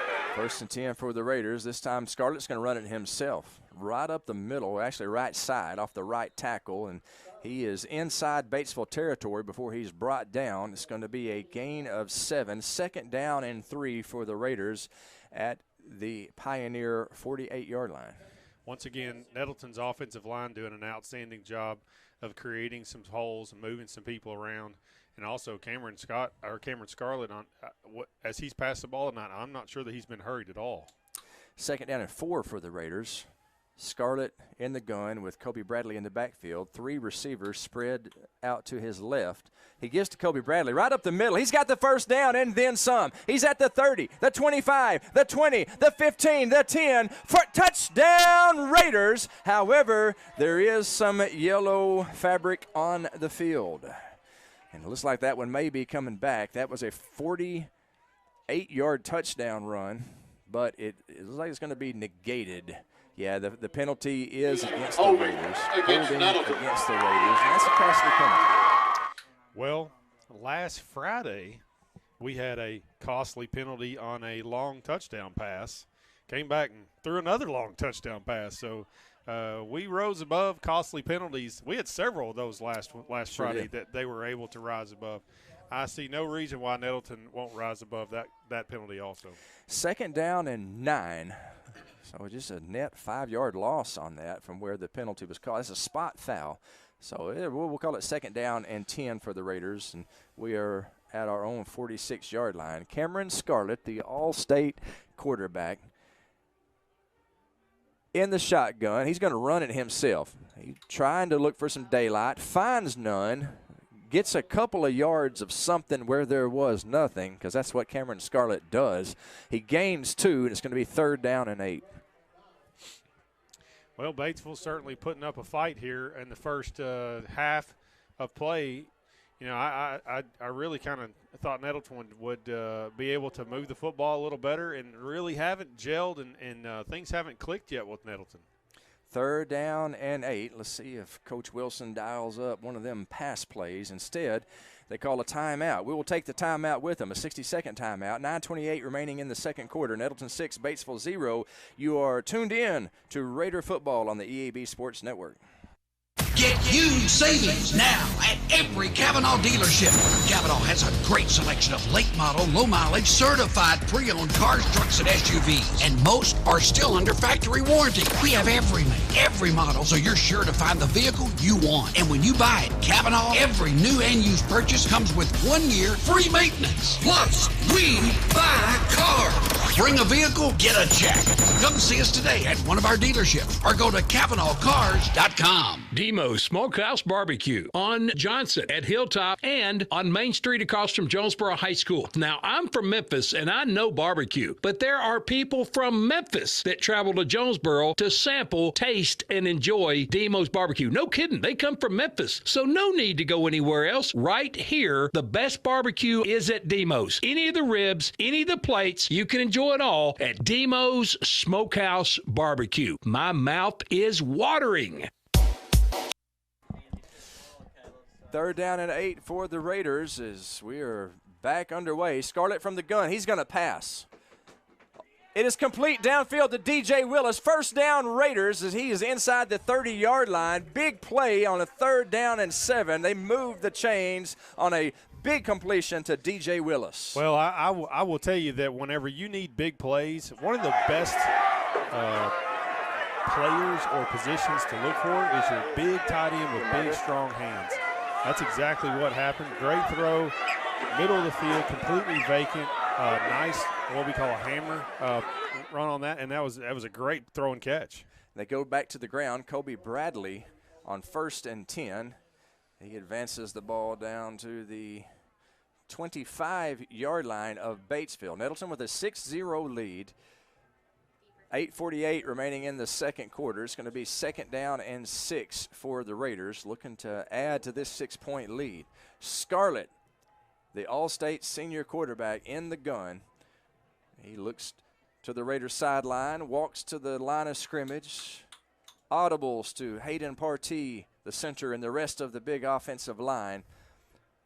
Scarlett's going to carry it himself right up the middle. He's got the 1st down, running tough inside the 15. 1st down Raiders. It'll be 1st and 10 at the Pioneer 14. Nettleton's offensive line, once again, is playing outstanding football right now. They're removing people. Cameron Scarlett has got lanes to run into, and before the first Batesville Pioneer puts a hand on him, he's 3 or 4 yards down the field. 1st and 10 for the Raiders at the 14. It's Nettleton 6, Batesville 0. Here in second quarter action. Scarlett gives to Bradley, running right side, looking for the edge, cuts back inside the 10. He is brought down at the 9-yard line. It'll be 2nd down and 3. Make that 2nd down and 4 for the Raiders after a 2nd down and 5 after a 5-yard gain by Bradley. Boy, I wish we had a close-up at the move he just put on the defensive secondary for Batesville. My goodness, he put a little stutter step. I'm thinking like Walter Payton here. I mean, he put a Adrian Peterson stutter step on him, and he makes the first person miss almost every time. It's a pass play to DJ Willis. It's complete. Willis heading to the end zone. Touchdown, DJ Willis. Touchdown, Raiders. Well, Craig, great play, but all eyes are now on Jaden Brown out here, and he does a great job of blocking downfield. But if he was engaged with somebody during the throw, I don't know if they're going to call holding on him or if they're going to say he was at the line of scrimmage. Yeah, there is a flag down. I think there's probably going to be some talk on where that actually occurred. Coach Stephen Hampton has his headset off, and he's wanting an explanation for sure. That's the second touchdown that has been called back on penalties. Well, you had 25. Remind me, 25's name, wide receiver. Actually, they're waving it off. Yeah, that's they're what waving it off. That is a I touchdown. kind of thought they might there if they talked about it for a little bit, because the blocking that occurred was on the line of scrimmage, and if you allow them, the wide receiver, to block within that first few yards of the line of scrimmage, it shouldn't be a pass interference or a hold or whatever I think they were going to try to call. And I'm sure they went back and said, okay, now where did that occur? And they were like, well, it was right on the line of scrimmage.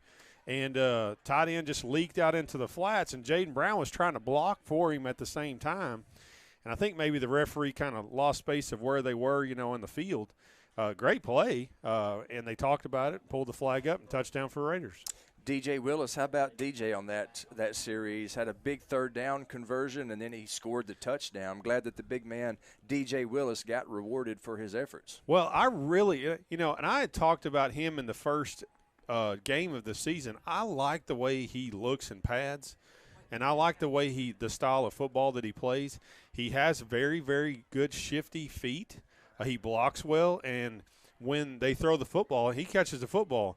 And that's the perfect description of an effective run and pass tight end. So that kid's got some really, really high potential as far as I'm concerned. I agree. DJ Willis, he is a weapon, kind of like Jay Novacek on those great 90s Cowboys teams.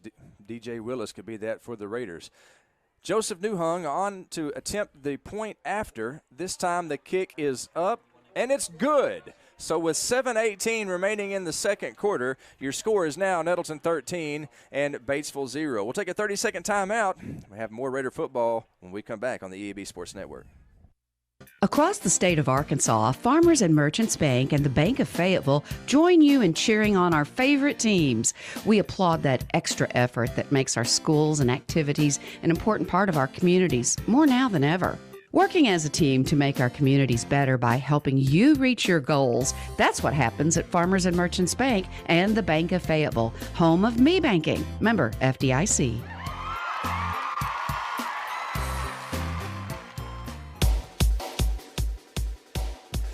Cameron Scarlett getting the job done for the Raiders. 70 yards rushing, 109 yards passing.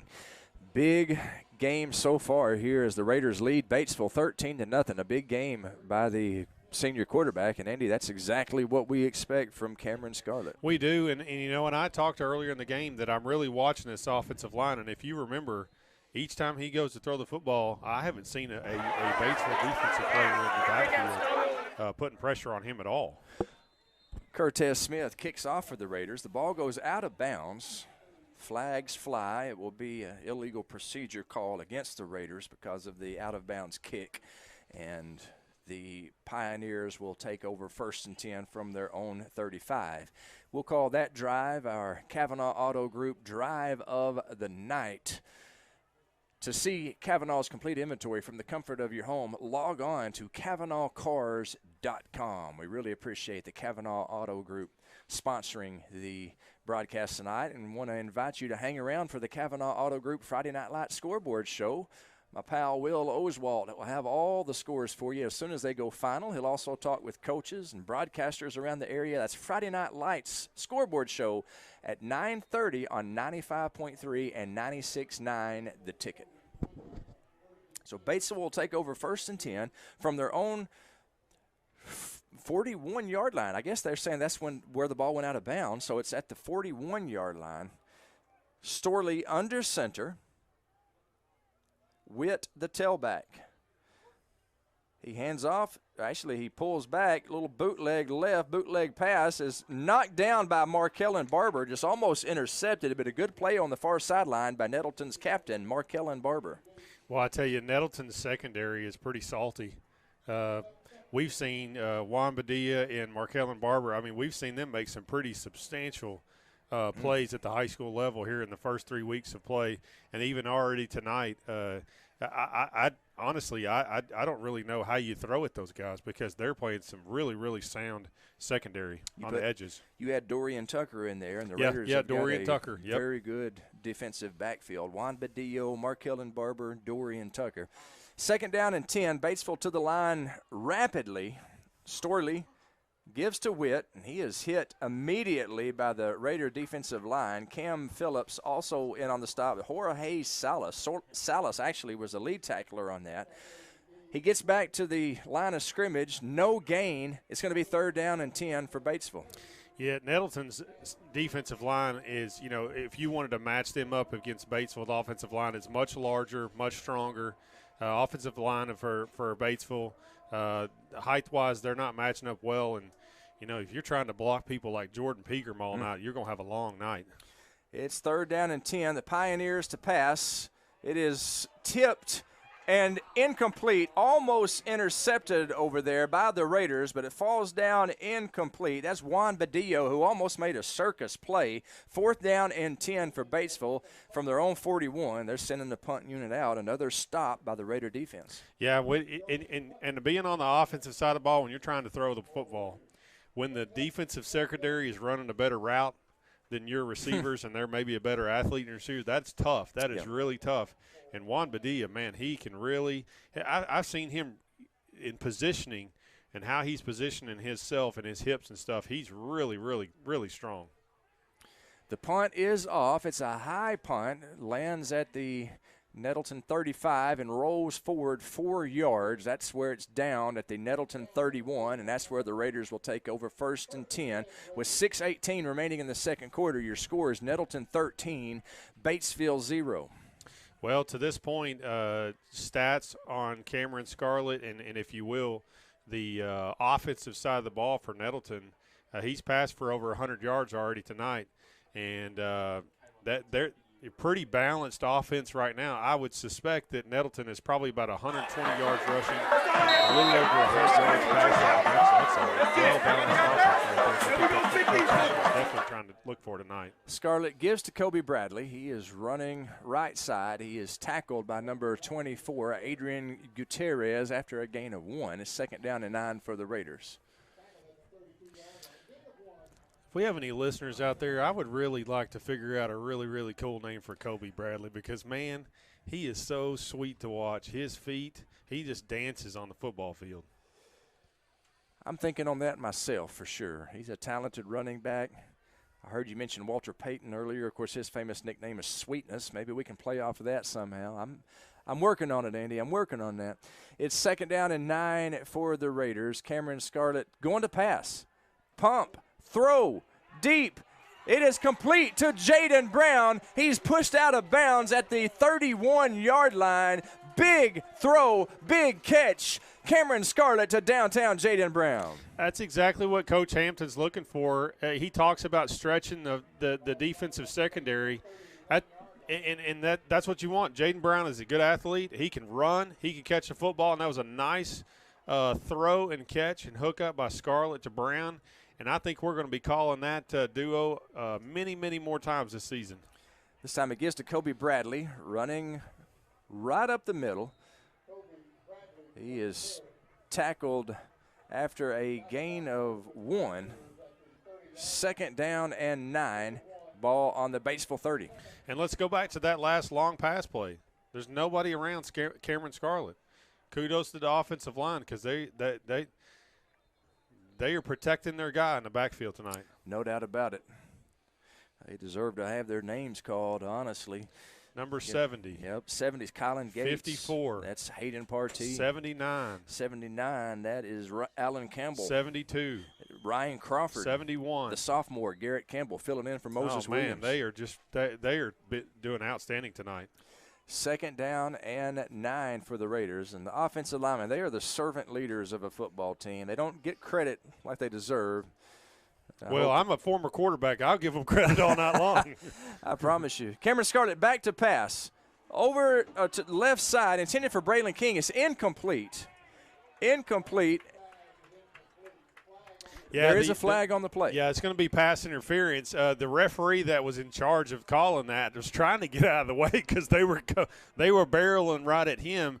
And the defensive secondary for Batesville didn't turn and play the football and didn't realize it was coming.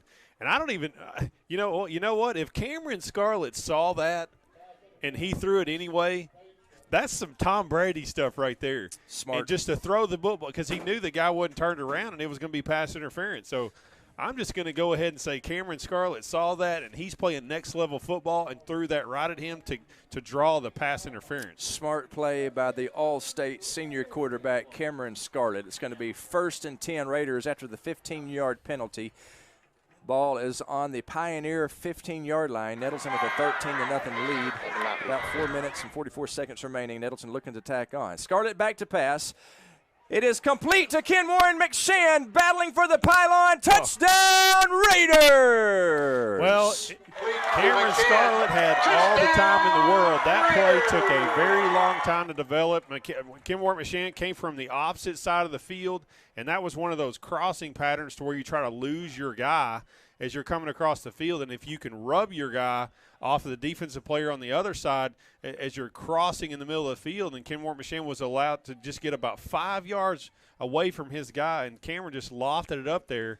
Great jumping catch, and then turned around and somehow found the pylon. He just wheeled his way in there. That was a great catch and yards after the catch right there and score. Ken Warren McShann is really emerging as a weapon for this Raiders. He had this Raider football team. He had 2 touchdowns last Friday week. night. Yep, and one another tonight. one. Yep, that's right. Speaking of weapons, the man who is bad to the bone, Joseph Newhung, playing the air guitar on the way off. He just booted the PAT, and that makes the score 20-0 Raiders. 4:37 remaining in the second quarter. Can we just explain, and I don't know if our viewers are on the radio, can we just explain how excited he was? Can you tell them what we just saw there?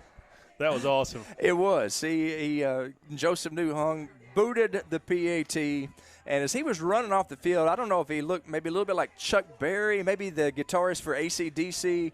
Kind of had a little Deion Sanders kind of leg thing going on too, and it was awesome. He just looks like he's having a blast playing football. Well, we got to remember one thing that we often forget: it's a game. It's supposed to be fun. Guys like Joseph Newhung having a lot of fun, as are the Raiders, who have a 20-0 lead with 4:37 remaining in the second quarter. Well, Coach Hampton absolutely has to be feeling a little better, because the first quarter and the first couple of series, the timing of the offense of Nettleton really wasn't there. Really couldn't try to figure out what they were going to try to do. They tried to throw the ball a few times. Timing, wide receivers wasn't off. In the last 2 series, they figured that out. Kendrick McShann to kick off, and boy, Kendrick boots it. Goes out of bounds inside the 20. They throw the flag, and I think this time it will be marked on the 35. Last time it went out of bounds before it hit the 35, so they put the ball on the 41. But Batesville will have it 1st and 10 on their own 35. Well, Batesville's going to have to start looking for some positives. Well, no, they're staying on the field. They may want this re-kicked. They have that option. They throw the flag. They're staying on the field, so they may be re-kicking this. Nettleton with a 20-0 lead. It's Nettleton 20, Batesville 0, 4:37 to play in the second quarter. Cameron Scarlett has 2 touchdown passes, actually 3 touchdown passes, 1 to Jaden Brown, 1 to Ken Warren McShann, 1 to DJ Willis. And Nettleton has a 20-0 lead over our old nemesis, the Batesville Pioneers. Well, in past, you look at Cameron Scarlett's success as a quarterback, and it's certainly been with his legs and running the football in the past.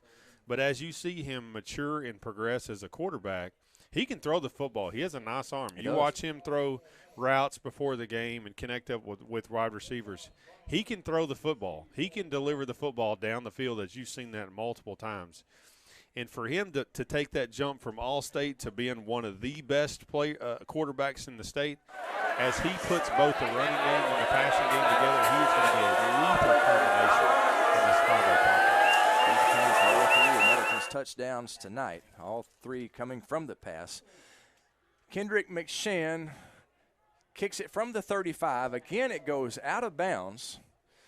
So let's see if Batesville decides to take it on the 35, or if they're going to make us re-kick again. I guess they would back us up another 5 yards and make us kick again. I think they're going to re-kick again. I saw their coach wave to move it back. We may just have some kicking practice here. This is the third go we've had at it here. McShann is trying to kick the ball to the near sideline. Nettleton's moving from right to left on your radio dial if you're listening to us tonight. And he's Well, let's talk about it too, because some of the listeners are like, why would you kick it out of bounds? Well, on special teams, you want to try to cut the field in half because it's hard to cover the entire field. So if you kick it to one side of the hash or other side of the hash, that cuts the field in half on how you have to cover the field and play defense and go make a tackle. So it's certainly worth the risk of kicking it out of bounds because kicking it right in the middle of the field, that's hard to cover the entire field. Jace Jenkins, the returning man.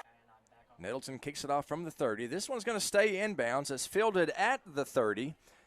And a good run back by number 8. He gets it across midfield. That's Jack Lanier. And it's going to be 1st and 10 Batesville from inside Nettleton territory. Ball spotted on the Raider 49-yard line. 4:32 to play in the first half. Nettleton 20 and Batesville 0. Andy, we got a special guest on the halftime show. The basketball coach at Nettleton, Bubba Deaton, will be our guest on the St. Bernard's halftime show. Well, I remember when he was knee-high to a grasshopper. That's crazy. He's the head boys basketball coach. Head boys basketball coach. He sure is. That's awesome. He's a great young man. I call him young man. I don't know. I don't know how old is it anymore. Storley to pass, rolling out to his left, is incomplete, intended for number 15, Ethan Price. It's going to be 2nd down and 10 for the Pioneers from the Raider 49-yard line. 4:26 remaining in the second quarter. Nettleton 20, Batesville 0. Well, Jordan Pegram was in the backfield, and he was on the hunt, and he actually got held. And if you want to look back at the game film tomorrow, he turned around to the referee and said, he grabbed me and pulled me back. He had a bead on the quarterback right there. And we've called his name multiple times, and Jordan Pegram it wreaks havoc. I would hate to have to block that guy. He is a big young man, fast, agile. Batesville rushing to the line, and then they call timeout. We'll take a 60-second timeout with them. 4:26 remaining in the second quarter. It's Nettleton 20, Batesville 0. You've tuned in to Raider football on the EAB Sports Network.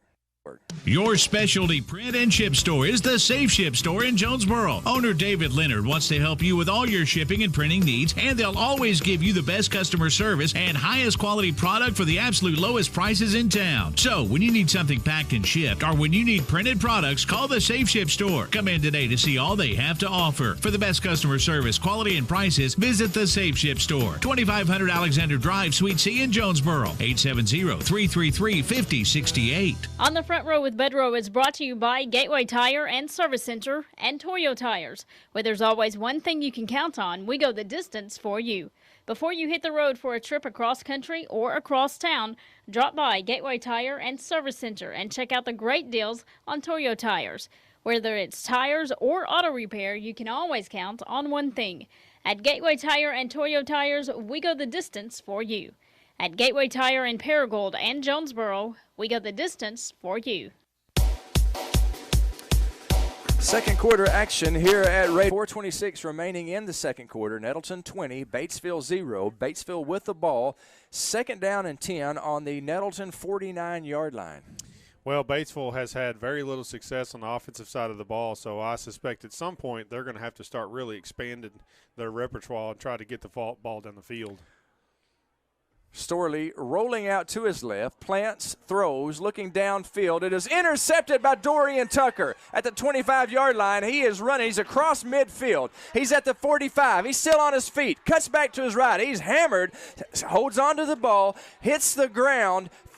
Big interception by Dorian Tucker. With 4:08, the Raiders are going to have the ball inside Batesville territory. Looks like at about the 39-yard line. 1st and 10 Raiders. Batesville's trying to move the ball down the field. They're trying to look for positives.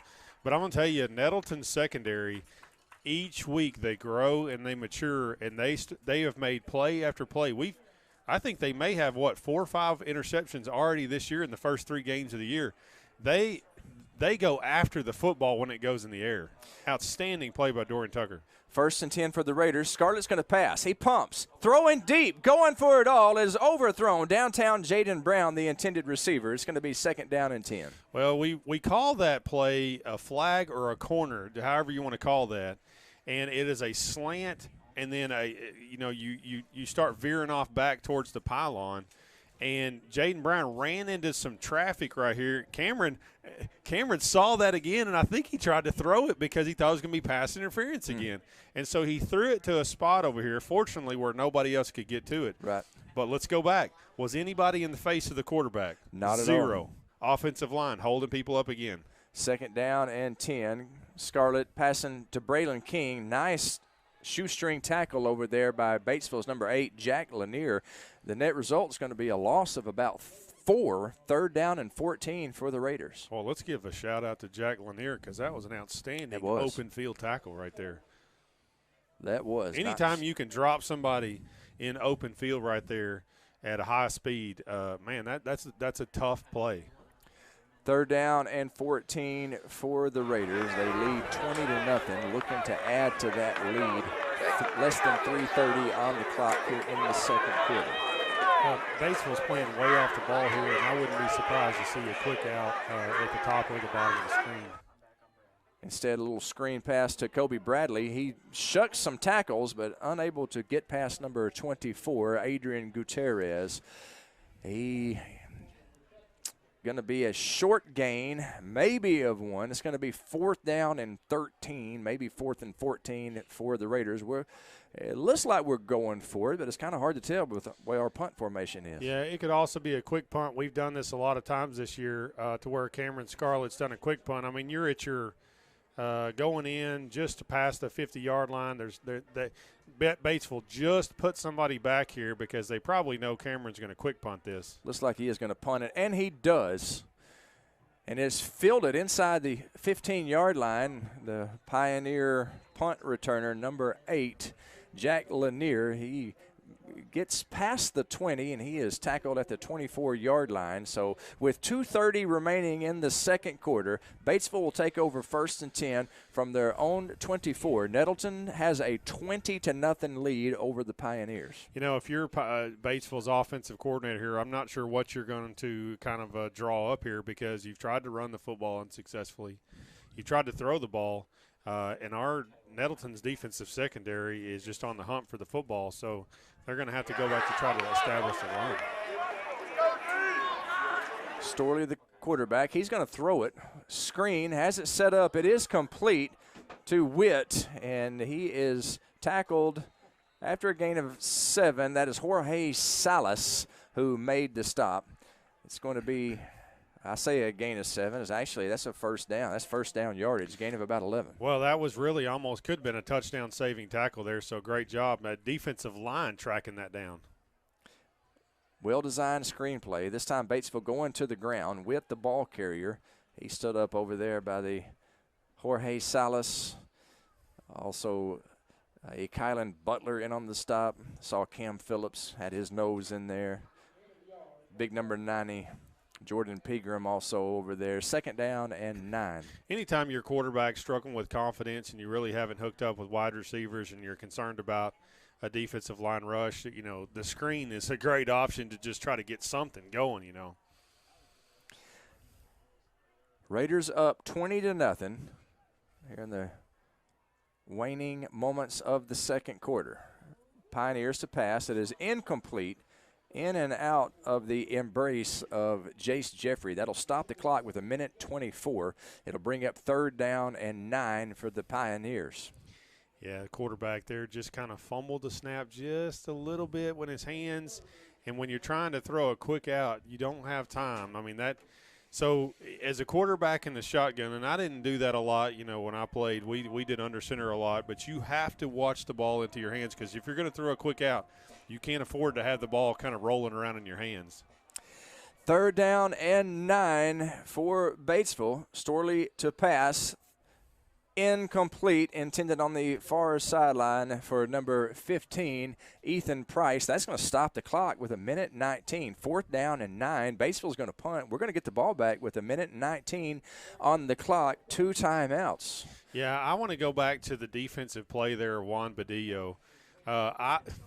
I'm not sure exactly who all is working with this secondary. You know, Coach Alan Johnson there from ASU. And I can't call exactly who's working out with just the secondary.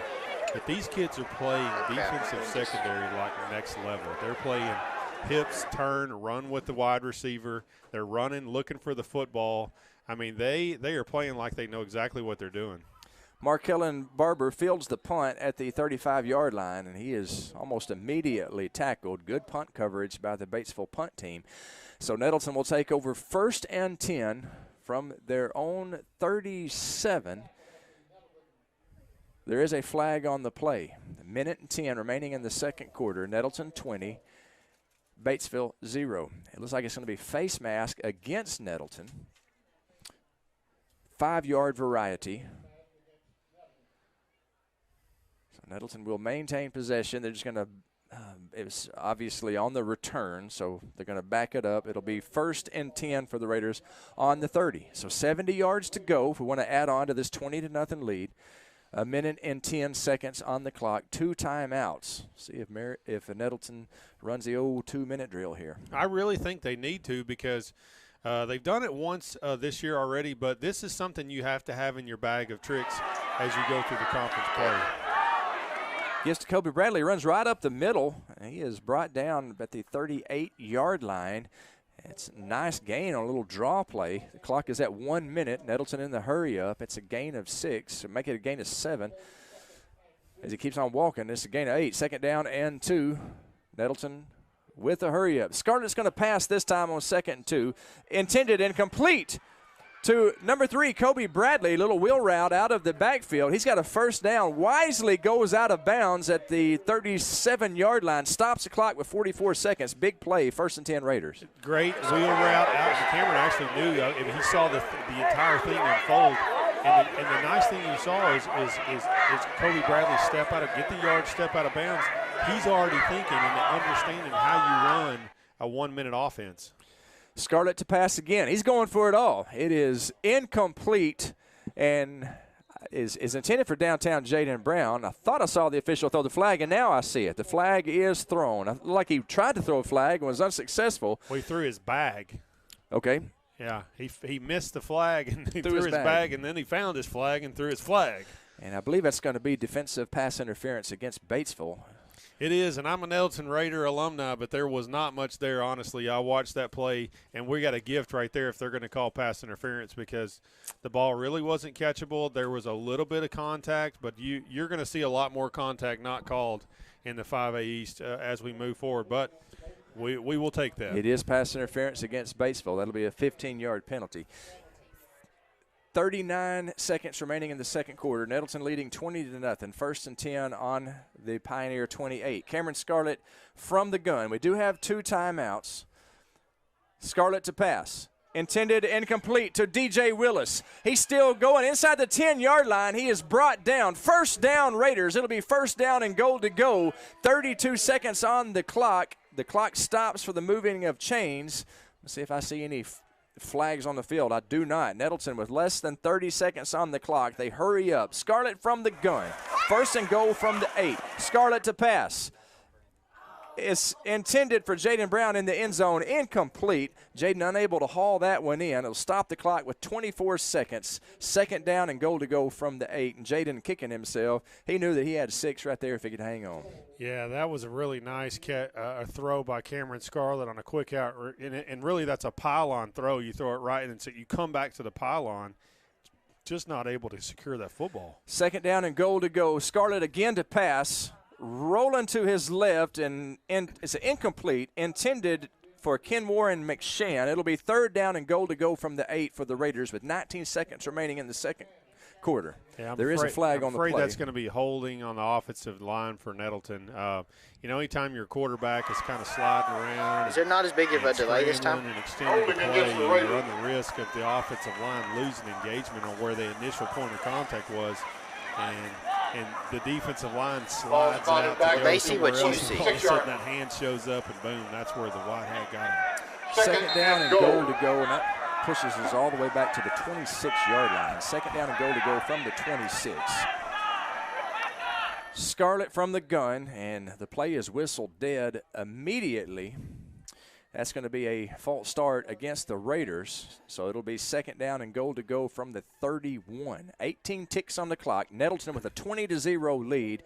They're doing all we can to extend that lead going into the break.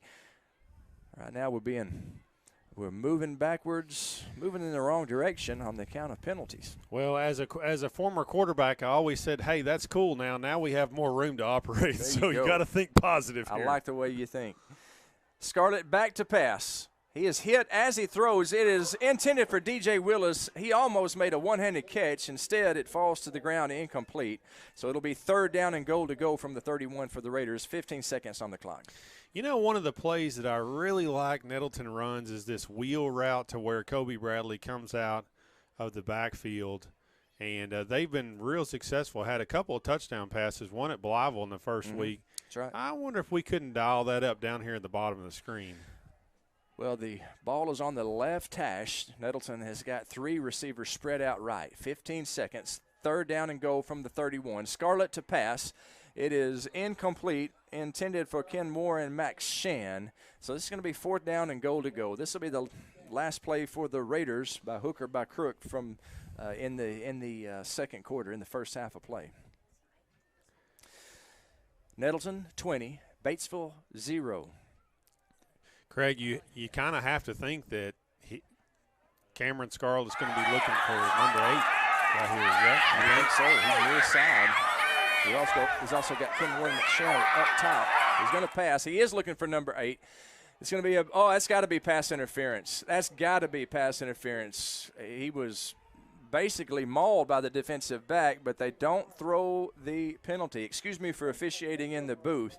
So it's going to be incomplete, no flags thrown, 6 seconds remaining, and Nettleton unable to score on the possession. Well, you know, we had one called that, in my opinion, was a little questionable on pass interference, but actually, if you want to look at that one, that looked a lot more like pass interference because the defensive player actually didn't turn and play the football, and he kind of actually made contact with the wide receiver, and Jaden was trying to work back to the football. So, I mean, if you want to flip those and say that was a lot more like pass interference than the first one was. Yep, and Nettleton takes a timeout with 6 seconds remaining in the first half. We will take a 30-second break with them. Your score is Nettleton 20, Batesville 0. We'll be right back after 30 with more Raider football on NTV and the EAB Sports Network. Your neck or back, or if you've been in a car accident, you should call the doctors at the Betts Clinic. They've been helping the residents of Jonesboro and Northeast Arkansas for over 20 years now. Many people don't know what to do or where to go after a wreck. Go to the Betts Clinic. You can call them now at 931-3722 or find them on the web at thebettsclinic.com. If you have a bulging or herniated disc, let the doctors at the Betts Clinic help you, like they've helped so many others. Call 931-3722 or go to thebettsclinic.com. You're listening to the Nettleton Raiders on 94.1 KIYS HD2, Walnut Ridge, Jonesboro. Fun at the old ballpark tonight. 20, Batesville 0. 6 seconds remaining in the second quarter. Batesville has it first and 10, their own 31-yard line after the turnover on downs. So this will probably be the last play. It wouldn't surprise me if Batesville didn't. How about we kill him? Up the middle, take a knee. They may take a shot downfield. We'll see what Coach Dave King, the wily veteran, has dialed up. They're going to throw. Storley, pocket collapses. He is sacked. Kylan Butler, Orion Pugh, Jorge Salas. Cam Phillips also had his nose back there. So that's the last play of the second quarter, and that's the way the first half ends. Nettleton with a 20-0 lead. Batesville will get the ball in the opening after the opening kickoff of the third quarter, and we will be back in just we'll take a 2-minute break, and when we come back, we will have our halftime show, the St. Bernard's halftime show, brought to you by St. Bernard's at the heart of good medicine for more than 120 years. And we're going to have Nettleton's head basketball coach, Coach Bubba Deaton. Also going to have some expert analysis from Andy Shatley on the first half of play. So it's all coming up on the St. Bernard's halftime show next. For right now, it is Nettleton 20, Batesville 0 at half. You are tuned in to Raider football on the EAB Sports Network. Maybe your instincts tell you not to trust everything you hear in the media. We get it. It's only human to question things. So if you're still questioning whether or not you should get vaccinated, ask the people you know right here in Arkansas who you really trust, like your doctor, people you've seen with your own eyes, the real threat of COVID, and the remarkable effectiveness of America's vaccines. That's why St. Bernard's Healthcare is asking you to take a stand with us and sit for a shot. Learn more at sitforashot.org. Your medical needs are personal, and the way you manage those needs should be personal as well. The team at Southern Home Healthcare is local, knowledgeable, and courteous, giving you the customized care you and your family deserve. When facing breathing challenges, the on-staff respiratory therapists at Southern Home Healthcare provide support and guidance just for you, and you can sleep better with the help of their CPAP and BiPAP therapy. Plus, treat your strains, sprains, and pain with the help of Southern Home Healthcare's high-quality bracing devices. Go online to southernhomehealthjonesboro.com. You can rely on K13 Computers' 40 years of experience to help you. K13 provides you with solutions to your computing problems. Whether you need repairs or IT service for your business, let K13 be your first call. K13 also is your go-to spot for building that gaming PC. They have knowledge, experience, and the products to help you. K13 Computers, 2106 South Caraway next to Barton's Home Improvement. Call 627-5477. That's 627-5477 or visit K13Inc.com. K13 Computers. Evolve Bank and Trust is your local source for home and business loans. Evolve Bank and Trust is making banking personal again with our friendly customer service and fast turnaround times. Your hometown bank for more than 90 years. Evolve Bank and Trust's dedicated staff can help you realize the dream of owning a home or help grow your small business with confidence. For more information, visit our office at 111 East Huntington, Suite A in Jonesboro, or call 870-933-2480. That's 870-933-2480. Or check us online at getevolved.com. Evolve Bank and Trust, equal housing lender.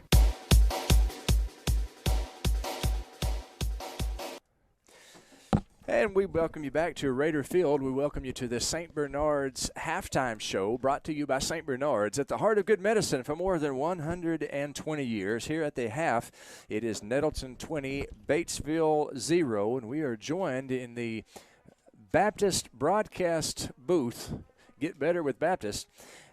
Covering all the hospitals here, St. Bernard's and Baptist. We're joined by Nettleton's head basketball coach, Coach Bubba Deaton. Coach Deaton, thank you for joining us on the halftime show. I'm happy to be here, Craig. Thanks for having me. You bet. Let's start off like this. Who do you think you are? Who do I think I am? Yeah, who do you think you are? That is that a call-in question? Or? No, that was an Office reference. I don't know if you ever pay attention to the Office. I watched The Office this summer with my baby on my belly. New baby. And I would wake him up laughing so hard my wife would get mad, so I had to stop watching it while I he was got sleeping. you. No, but I watch it, but I'm not a Office nerd like you are, so I don't get your You don't get all my references. Yeah. Gotcha. Coach Bubba Deaton, our guest here. Coach, let's begin. Before we talk about the basketball team, let's talk a little bit about your personal life. Where you're from, tell us about your family. You already mentioned your new little baby boy. Yeah, I'm from Jonesboro, lived here my whole life, married a girl, married Courtney. She's a Nettleton girl. She's a Jonesboro girl. She's a Jonesboro girl. We both were Jonesboro girls and boys, I guess. Class of 2001, graduated the same year, got married in 2005. We got Abby in the 9th grade and Kylie in the 7th grade, and we have Miles, our little COVID surprise, is 8 months. 8 months old. And he keeps us young. He was not expected, but he's been a blessing, and I'm gonna have to work till I'm about 65 now. But it's been good. It's been good. We always wanted a boy, so we got a little bit later than expected, and God's been good to us so far. Well, you gotta think that Davy Joe Deaton loves that. The Deaton name will live on. Yeah, that he's got brothers that never had sons of their own, so it was up to us, and I thought we were done, and obviously the good Lord had other intentions, and once we got over the initial shock, after about 6 months, we were excited, but he was going to make an appearance tonight, but he's a little under the weather, so we kept him home. So hopefully I'm not sure when we're home again, but hopefully he'll be here next game. Well, we hope that he's hopefully listening. So there's a shout out. I hope he's in bed asleep, Miles. When I get home, I hope he's down. I'll see him Saturday. I'll see him tomorrow morning. Coach Bubba Deaton, our guest on the St. Bernard's Halftime Show. Coach, you mentioned that you went to Jonesboro. What all did you do in high school? Yeah, like I said, I went to Annie Camp and I went to Jonesboro High. Played basketball all through high school. Played baseball through high school. My dad begged me. I played football in junior high, and he begged me to play in senior high. Basically just to the point of exhaustion where we didn't really argue about it, but he's like, you're going to regret it the rest of your life if you don't just go out there and play one time. And obviously I didn't. I regret it. That's why I encourage my kids now, my basketball kids, to play. You have one chance to play as much as you can. And, these kids don't realize it's the time of their life. Play baseball, play football, be in the band, sing in the choir, whatever you want to do. But I didn't play a lot. I played a little bit in basketball my senior year, got to where I was playing about every game, and then played quite a bit in baseball. And granted, we weren't very, in Jonesboro terms, we were not very good. So that might be one reason I got to play a lot. That might have been the reason we weren't very good. But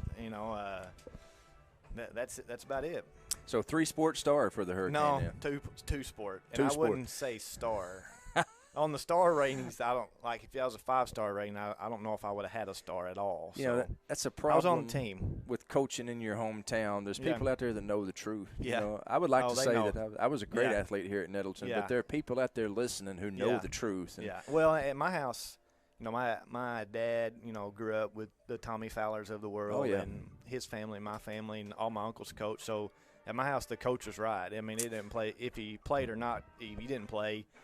You wasn't allowed to talk about your coach, and it's a little bit different now, obviously, but that's kind of how I was raised. And, I can remember coming home from games I didn't play a second in, and, go to work or quit, and you're not allowed to quit. So only thing you can do is go back to practice. So back to work. Yeah. Coach Bubba Deaton, our guest, and you mentioned Coach Tommy Fowler. That's one thing you and I have in common. We both were kind of taught the trade of catching by Coach Tommy Fowler. Yeah, I hated my dad for years, but he'd bring me up here, and Tommy Fowler would give me catching lessons. Yep. The old rubber floor in the gym, and he would throw tennis balls at me for hours. Yep. And I learned how to catch. I could not hit. I couldn't hit my way out of a paper sack. But I always found myself on the field quite a bit because I got to where I could catch a little bit. So, and my dad was smart enough to tell me, you can't hit. So if you can get decent at catching, you might get off the bench every once in a while. Yeah, I graduated with a bunch of good athletes, and I got to play because I was willing to be the catcher. Yeah. Get back there and behind the plate. I loved it because that's what I thought I wanted to do was coach baseball, but I never really got into it, and that's a story for another time. It's a pretty neat story, but we don't have time to get into it. But I just like being in on every play. You don't get bored. You get to talk to the umpire. You're always involved, and it was fun times. We're talking to Coach Bubba Deaton. He's the basketball coach here at Nettleton. Coach, what made you decide to get into coaching? Well, like I said, I was raised around it. My uncles coached. I was fortunate enough, I played for Coach Pruitt, the Hall of Famer. He's no longer with us, but he was as good as gold to me. And I don't know if you know a guy named Jim Ellis that coached baseball. He's from Manila. He's close to my family, and I was around. David Daniel was one of my coaches, so I was able to be around it, and I always enjoyed it. I was always kind of drawn to it. I remember as a kid at the old kindergarten center at the old Jonesboro Kindergarten Center, going in, and after school we had an after-school program, and the I guess Annie Camp or MacArthur or Jonesboro JV would come in there and practice, and all my friends would be out there playing. I was just sitting there watching them practice. So, growing up, my dad refereed, so he would. I remember 80s and 90s Nettleton West Side at the peak. He'd set me at the scores table and say, I'll come get you when we're done, and I'd sit there, and I had a front row seat to Hud and Fowler going at it. And I loved it. And my dad was like, would you rather be refereeing or coaching? I was like, you referees are crazy. I would much rather coach. And he was like, well, that's, and he always told me do something where you don't feel like you're going to work every day. Right. So, I enjoy coming to work. I've been here, I think this is year 16 or 17 here. which is hard to believe, but it's a great place. It's a place where my kids go to school, and they absolutely love it. Abby was pumped about. We had to be here by 6:30 so she could get in the student section. Love it, and that's just neat. Yeah. She's at the age where she likes going, so. Hopefully we can carry over this momentum into basketball season. I love it. Nettleton is a special place for sure, and we got an outstanding young man leading our basketball program. It's Coach Bubba Deaton. We're going to continue our conversation with Coach Deaton after a 2-minute break. You are listening to the St. Bernard's Halftime Show, brought to you by St. Bernard's at the heart of great medicine for more than 120 years. More with Coach Bubba Deaton when we come back. You are tuned in to Raider Football on NTV and the EAB Sports Network. Jonesboro Head Doors and Tri-County Garage Doors. With over 40 years of service, Jonesboro Overhead Doors and Tri-County Garage Doors is your first call for commercial, industrial, and residential overhead and garage doors. Come see us at 925 East Parker Road or give us a call at 870-932-6891. Good luck to all the team from Jonesboro Overhead Doors and Tri-County Garage Doors. Attention members and guests. J-Town's Grill is once again a proud supporter of the A-State Red Wolves. Make J-Town's Grill your after-game destination to celebrate another Red Wolves victory. And don't forget to come back for Sunday brunch and catch the NFL games on the big screens at J-Town's. Everything from appetizers, salads, and sandwiches to burgers and wraps, all at J-Town's Grill, with indoor and outdoor seating and live music. J-Town's Grill on Johnson, right across from Centennial Bank Stadium. Check out their menu at jtownsgrill.com and like them on Facebook. Ship anything, anywhere at your #1 shipping source, Pack Mail in Jonesboro. Bring anything to Pack Mail, and they'll pack it, ship it, crate it, freight it, no matter how big, fragile, or awkwardly shaped. Since 1998, Pack Mail has been your #1 shipping source, the only authorized shipper of all the major carriers: UPS, FedEx, DHL, the Postal Service, and freight services, all in one store. At Pack Mail, you have choices. Here's Pack Mail Tim to tell us more. Trey, we are the experts at finding solutions for even the most demanding shipping situations, and our experienced staff can help you choose the best option. So if you need to go to the post office, then FedEx, or all the way out to UPS terminal, and then get that international shipment to DHL, you can do it all in one fast, convenient, and friendly place. Pack Mail.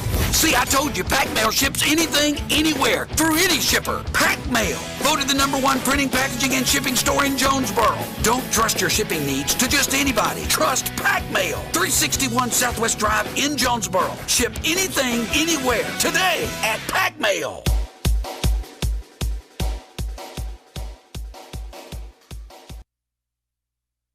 And we welcome you back to the St. Bernard's Halftime Show. St. Bernard's at the heart of great medicine for more than 120 years. If you're just now joining us, we are at half.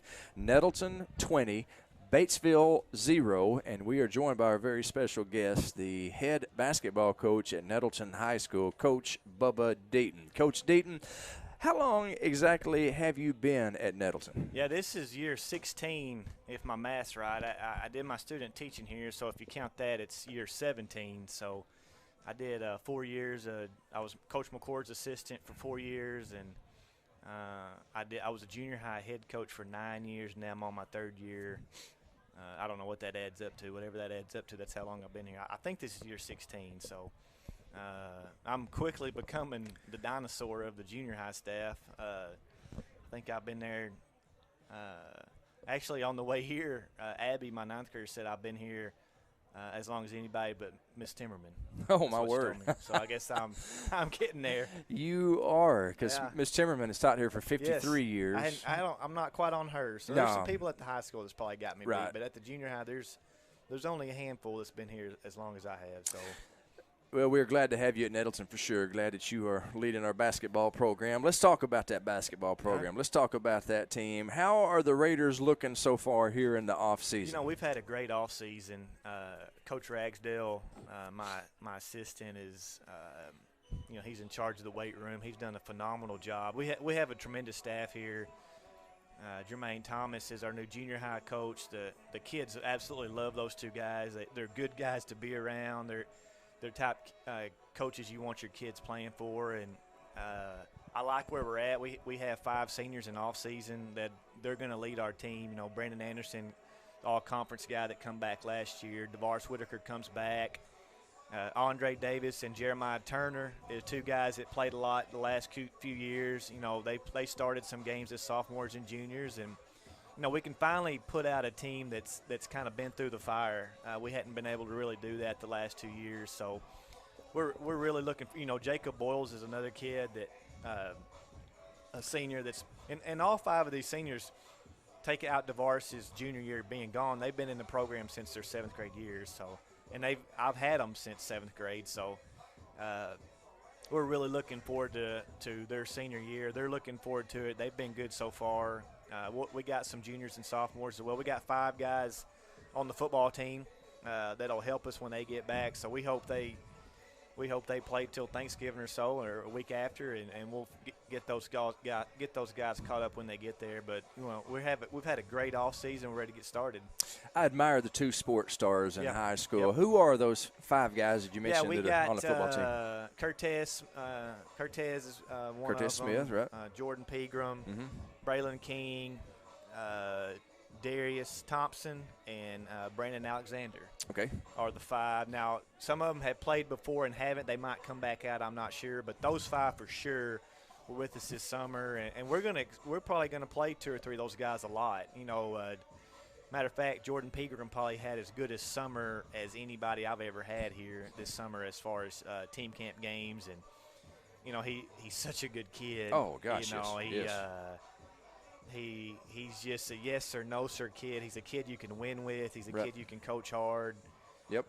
You like going to war with those guys. And those 5 seniors are the same way. And we got 2 sophomores I think are going to play a lot.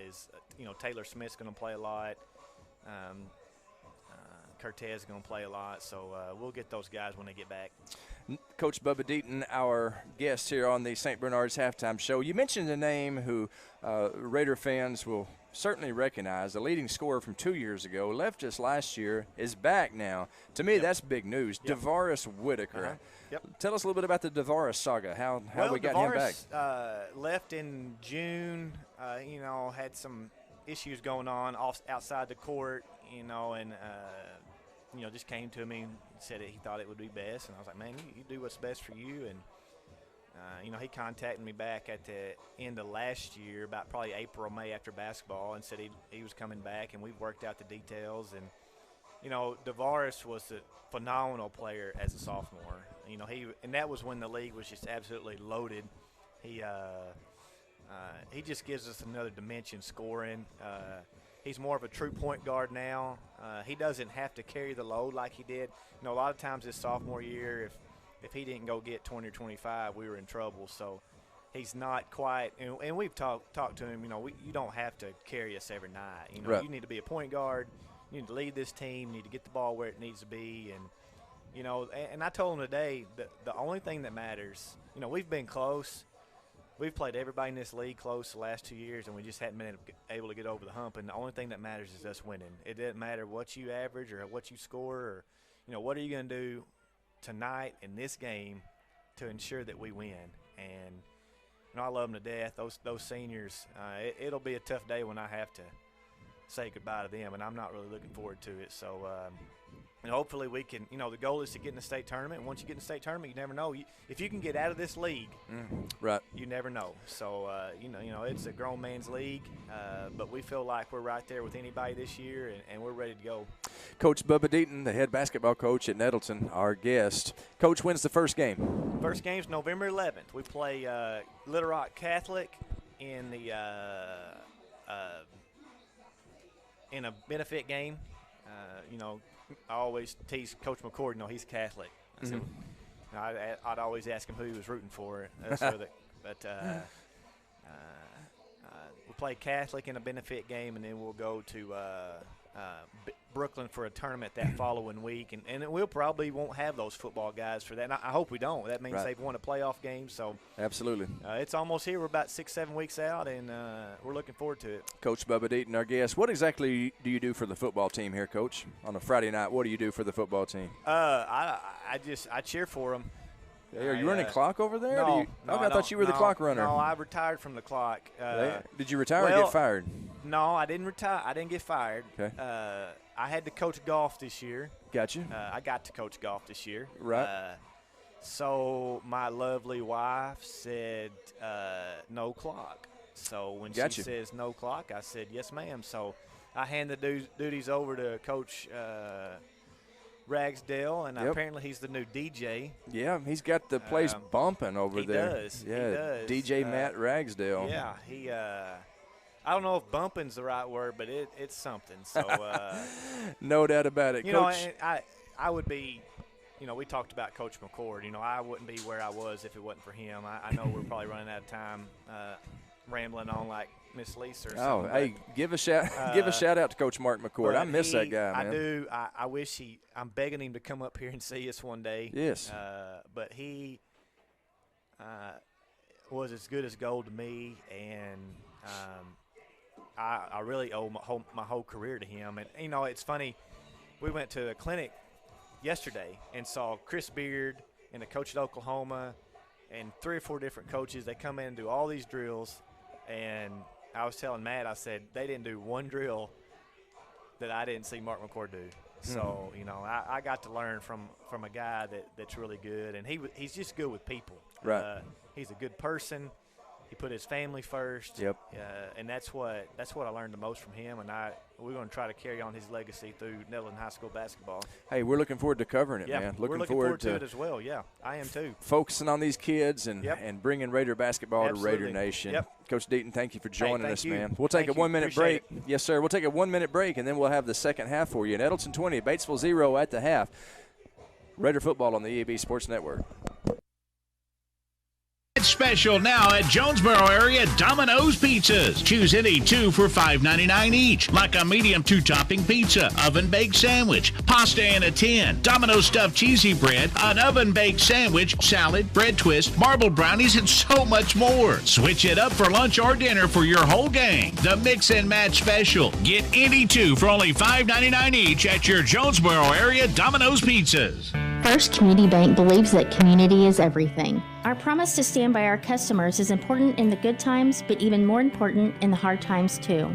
As economic recovery begins, we want you to know that we are here for you. We will keep loaning money, financing homes, helping small business, and supporting this community. Banking local is more important than ever.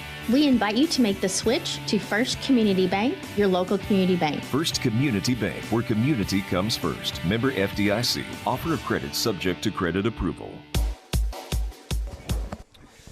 Second half just about to get underway here at Raider Field, and first half was all Nettleton as they lead Batesville 20-0. It's been the Cameron Scarlett show. He got the scoring started in the first quarter.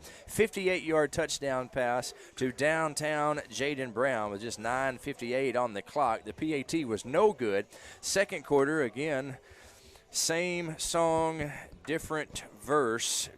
Cameron Scarlett with a 9-yard touchdown pass to the tight end. Big DJ Willis, PAT was good, made the score 13-0, and then with 4:37 remaining in the half, Cameron Scarlett threw another touchdown pass, 15-yard pass this time, to a hard-charging Ken Warren McShann, who caught the ball at about the 5-yard line, bowled his way in for a touchdown. PAT was good, and that sets the score at 20-0. Nettleton outscored Batesville 6-0 in the first half, 6-0 in the first quarter, 14-0 in the second quarter, and here at half it is 20-0. Andy, we're just about to Batesville is about to receive the kickoff. Raiders look good in the first half. They did look good, and really, you know, the first couple of series, maybe not so much, just trying to figure out and feel out what Batesville's going to try to do, but second, third, fourth series were very productive in being able to put points on the board. Kind of look at that last series and wonder, man, we should have probably put some points on the board in that last series, and I think Batesville's fortunate for this game to be at 20-0. Onside kick, fancy onside kick, and it looked like the Raiders had an opportunity, but Batesville falls on it. Nettleton looked like New Hong had a bead on the ball, but he was beat to the punch by one of the Pioneers. So fancy onside kick. Nettleton almost looked like a trick onside kick, and Batesville falls on it at their own 49. That's where they're going to take over 1st and 10. Yeah, there's a flag on the play, and we're going to have to sort this out. And I don't know if Batesville's going to be offsides. Oh, I think they're going to call Nettleton offsides, and looks like they went across the line before the ball was contacted.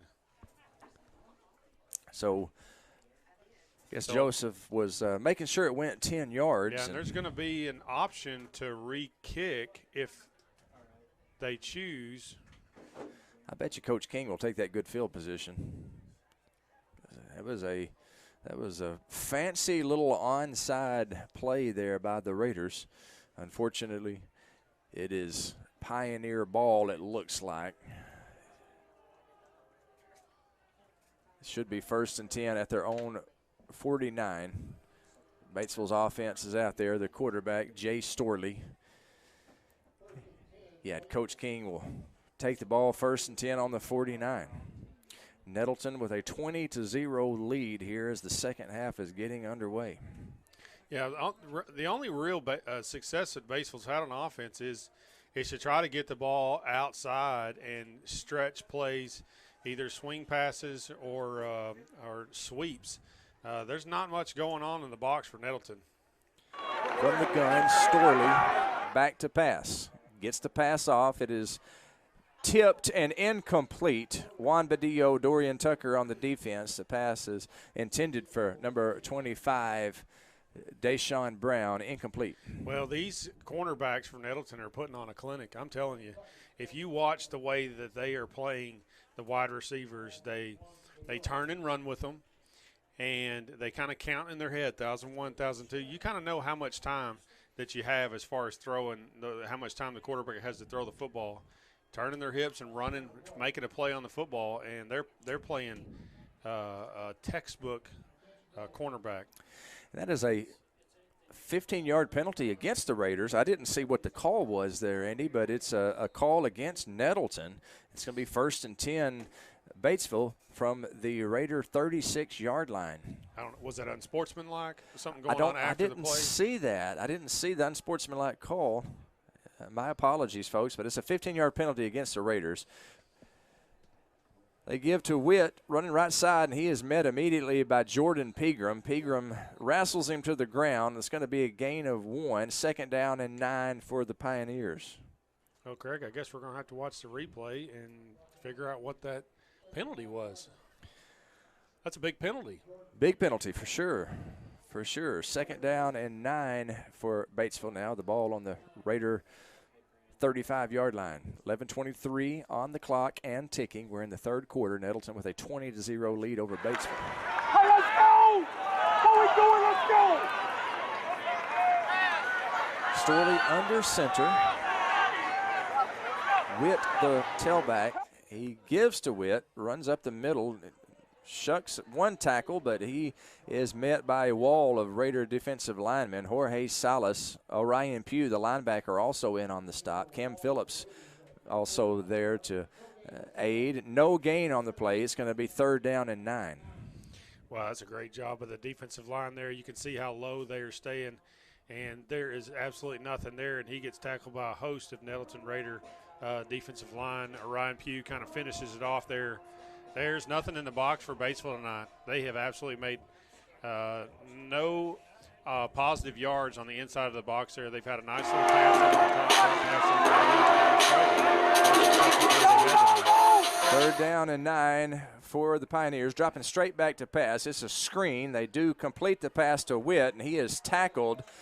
He is hit by number 27, Curtis Smith. Jordan Pegram kind of finished him off. Nice job of defending that screen by the Raiders. It's going to be a loss of 1, 4th down and 10 for Batesville. Yeah, that's a great job of Curtis Smith here, shucking the blocker and making a nice open fields tackle there. Shucks the blocker, goes after the ankles, and then Jordan Pegram finishes it off. It's actually a loss of 2, so it'll be 4th down and 11. The ball on the Nettleton 37. Batesville's going to go for it. 4th down and 11. In the I formation, they're going to pass. Play action, rolling to the right side. Pass is tipped and nearly intercepted on the far sideline. Falls incomplete, out of bounds. Turnover on downs. 1st down Raiders. Halon Willie undercutting that play there. The wide receiver was open kind of a little deeper. That was a bootleg to the top side of her screen there, to the wide side of the field. And you had a wide receiver coming from all the way across the field there. Halon Willie, I'm telling you, the secondary for Nettleton continues to impress me, and we'll continue to call those names out. But those 3 and 4 guys are playing some outstanding football. Kobe Bradley running left side. He's trying to get back to the line of scrimmage. I believe he was unsuccessful. It's going to be a short loss, 2nd down and 11 for the Raiders. You know, I watched that secondary play for Nettleton. You know, we continue to harp on that, but look, Dorian Tucker, Halon Willie, Juan Badillo. Markellen Barber. They're playing next-level football right here in the secondary. Something tells me Coach Alan Johnson has a lot to do with that. The new defensive coordinator for the Raiders, who coached defensive backs last year at Arkansas State. Well, there you go.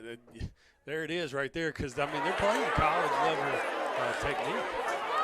Gives to Kobe Bradley, running left side, gets through the initial line of scrimmage, and he is close to the first down. Looks like he's got first down yardage. It's going to be a first down. Kobe Bradley, after a gain of about 11, they're moving the chains. His feet is what I continue to be mesmerized by, and you watch this replay. When you go watch the replay here and he gets in the hole, makes the first person miss, makes the second person miss, and he's tackled by number 4 and number 5. And anytime that happens, you're going to have some positive yards. 1st and 10 Raiders. Scarlett gives again to Kobe Bradley. This time he is tackled in the backfield. Could not get away from Mike Townsley, who hit him almost immediately. 2nd down and 13 after a loss of 3. Nettleton with the ball on their own 44-yard line. Well, Nettleton cannot get away from the foundation of their offense, and that's run the football. And Kobe Bradley and a big offensive line. But to see that balanced attack, the passing attack, we'll see that probably here. Scarlett passing this time. It is complete to downtown Jaden Brown. Fumble on the play. Jaden falls on it himself. He actually gained some yards with that fumble. So it's going to be, after the spot, it is going to be a gain of 7, and it's going to be 3rd down and a long 3 for the Raiders. Well, secondary can go for a deep a couple of times this game, and they're playing way off of some of those wide receivers. Quick hitch or quick out is their all right now. The Nettleton is to go after their sitting on the field. Cody Miller into the game at the fullback position now. Scarlett from the gun. Scarlett running. Has the first down. Falls forward. Across the 40-yard line. Nice run. Nice tough run by the quarterback, Cameron Scarlett. Move the chains. First down, Raiders. Hey, Craig, I know you probably didn't point this out, but I would like to say that number 55. It was, what's his name? Kobe Miller. Kobe Miller, okay. You know who that is, right? I do know. I sleep under the same roof as that young man. His son, and he is so proud of him. No doubt about it. Good block there by Kobe. That'll help Scarlett get first down yardage. So 1st and 10 for the Raiders on the Pioneer 40. Scarlett gives jet sweep to downtown Jaden Brown. Jaden Brown is met by a couple of Pioneers and nearly has his head ripped off. It's going to be a short loss on that jet sweep. A loss of a couple, maybe. It's going to be 2nd down and 12. I'm pretty sure that I could call that from up here. This is going to be a face mask, and it's probably going to be of the 15-yard variety because that was pretty violent face mask. Yeah, well, they're calling it a 5-yard variety. But, he was coming right at us, and you could kind of see his head kind of yanked forward there. Yeah, they grabbed a hold of Jaden. They grabbed a hold of him by the helmet, by the face mask. So they rule it an inadvertent 5-yard variety. So it makes it 1st down and 7 for the Raiders on the 37-yard line of the Pioneers. The All-State quarterback, Cameron Scarlett, in the gun. Kobe Bradley in the backfield with him. In motion is Braylon King. Gives to Kobe Bradley. He stutter steps, runs forward for some positive yardage. Maybe a gain of 1. 2nd down and 7. 2nd down and 6, we'll say. Ball on the 36-yard line of the Pioneers. Nettleton 20, Batesville 0. Nettleton looking to add to their 20-0 lead here with 5:45 remaining in the 3rd quarter. Well, and if you force Batesville to honor the run game of Nettleton and Kobe Bradley, and when you pull that thing out and throw it over the top of them, that's wide open all day.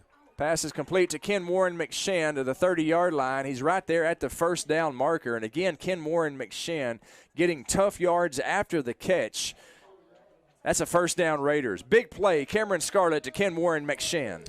That's a play that, I'm going to really circle as we're grading this film. Get 15s on the ACT, I won't ever do. That play and say, there's going to be a lot of times that you're in conference play moving forward that you need 3 yards, you need 5 yards, and you got to have a surefire play to call. Catch the ball in traffic, get 1 more yard. That's a surefire play that they can go back to many times this season. Kobe Bradley wrapped up in the backfield. Good tackle there by Batesville's number 24, Adrian Gutierrez. That's going to be a loss of a couple.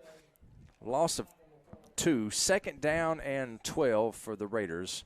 Ball on the Pioneer 32. Cameron Scarlett gets the signal from the Raiders sideline. Festive atmosphere here at Raider Field tonight. Great crowd as Raider Nation showing up to support this undefeated Nettleton team. Kobe Bradley, the ball carrier, makes it close to the original line of scrimmage, actually a couple of yards past it. So it's going to be 3rd down and 8 for the Raiders. Well, that I wouldn't be surprised to see that Cameron Scarlett starts looking for big number 25. You don't have to call his name again for me. DJ Willis. DJ Willis over the middle of the field here because he is a big target. He has great hands. He's stand-up walk-off right now as a stand-up tight end, and working the middle of the field right now is going to be a big mismatch right there. Let's see if they don't call his number. Scarlett looking for him, and actually he hits a fumble on the play. He hit number 3, Kobe Bradley, but Kobe coughed it up, and it's recovered by Batesville. Batesville's number 7, Rhett McDonald, with the fumble recovery, and that's the first turnover of the game for the Raiders, and it leads to a Batesville first down, 1st and 10 on their own 19. Well, Kobe Bradley certainly going to want that one back. That was a nice slant. Cameron Scarlett, initially worked to the front side to look for DJ there over the middle and then went back to the backside slant. Nice pass by Kobe Bradley. And I don't know if he, thought green pastures, I'm fixing to take off, and all of a sudden a hand swipes and knocks the ball out of his hands. Batesville from the I formation. Somewhere up there, Coach Pat Hawk is smiling. He loved the old I formation. In motion is Witt, the tailback. Gives to the fullback this time, and, man, he is hit immediately. Jorge Salas. Also in on the stop, Cam Phillips. That is a loss, and it looks a loss of 3. Second down and 12, and it looks like the defense have brought out their fire crew. Yeah, they're, the defensive line and Nettleton right now, their defense is playing clicking on all cylinders. You got big down linemen that are holding people up, that are wreaking havoc. I mean, they're in the backfield causing problems. Linebackers are running free. They can see the play, and that really makes it easy for the linebackers to make the tackles. A little wildcat type formation here. Low snap. Witt, or the tailback, number 25, is tackled by Jordan Pegram. It's going to be a loss on the play. It's going to be 3rd down and 13 for the Pioneers. Yeah, they're really kind of trying to dial anything up positive right now on the offensive side of the ball for Batesville, going with a direct snap, but going nowhere. Jordan Pegram quickly in the backfield and drops him for a loss. 3rd down and 13. The ball on the Pioneers' 16-yard line. Nettleton with a 3-man front. Back to pass is Storley. Another screen. It is complete. Orion Pugh misses the tackle. He makes a couple more people miss, and I'll be danged if he didn't get a first down. Out to the 30-yard line. Good play by the Pioneers to get a first down there. Yeah, and we talked about that in the first half. When you're struggling to have some sort of a connection, throw the football, and you're struggling – holding people up and buying time for your quarterback, a great option is a slip screen. They've run that play 2 or 3 times already this game, and that one he slid around and got a first down, about a 15-yard gain. Coach Hampton talked about Nettleton's tackling before this game, and that was one of those plays they're probably going to talk about tackling. Give to the tailback, Witt. Runs off right tackle, and he is brought down after a gain of 4. It's going to be 2nd down and 6. If you're just now joining us, Nettleton 20, Batesville 0, a minute and 30 seconds remaining in the third quarter. Yeah, and honestly, this game has been all Nettleton. Batesville has been able to do very little.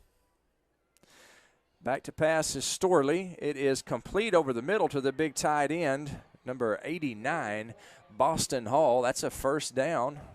Ball spotted on the Pioneer 49-yard line. That was the successful play that they had in the first half when, your tight end dump over the linebackers works again. Number 89, their tight end, you have to call his name again, but he's got 2 pretty big catches for them tonight. Sure does. Great play by Boston Hall. Give to the tailback, number 25. That's Deshaun Brown. He's had a nice game for Batesville. Game's 1, 2nd down and 9. We're less than a minute to play here in the third quarter. Nettleton 20, Batesville 0. Yeah, and you see Nettleton substituting a lot on defense here. You got Jordan Pegram coming out. You got several players coming off, and they're putting fresh legs in. It's hard to keep this steady, so I apologize, Blake. We're already big and strong in the defensive line, but when we can rotate people in and put fresh legs in there, they can really get after them. That makes a difference for sure here in the second half of the play. 2nd down and 9. Storley bootleg left, looking to throw. It is complete to number 2, Brown.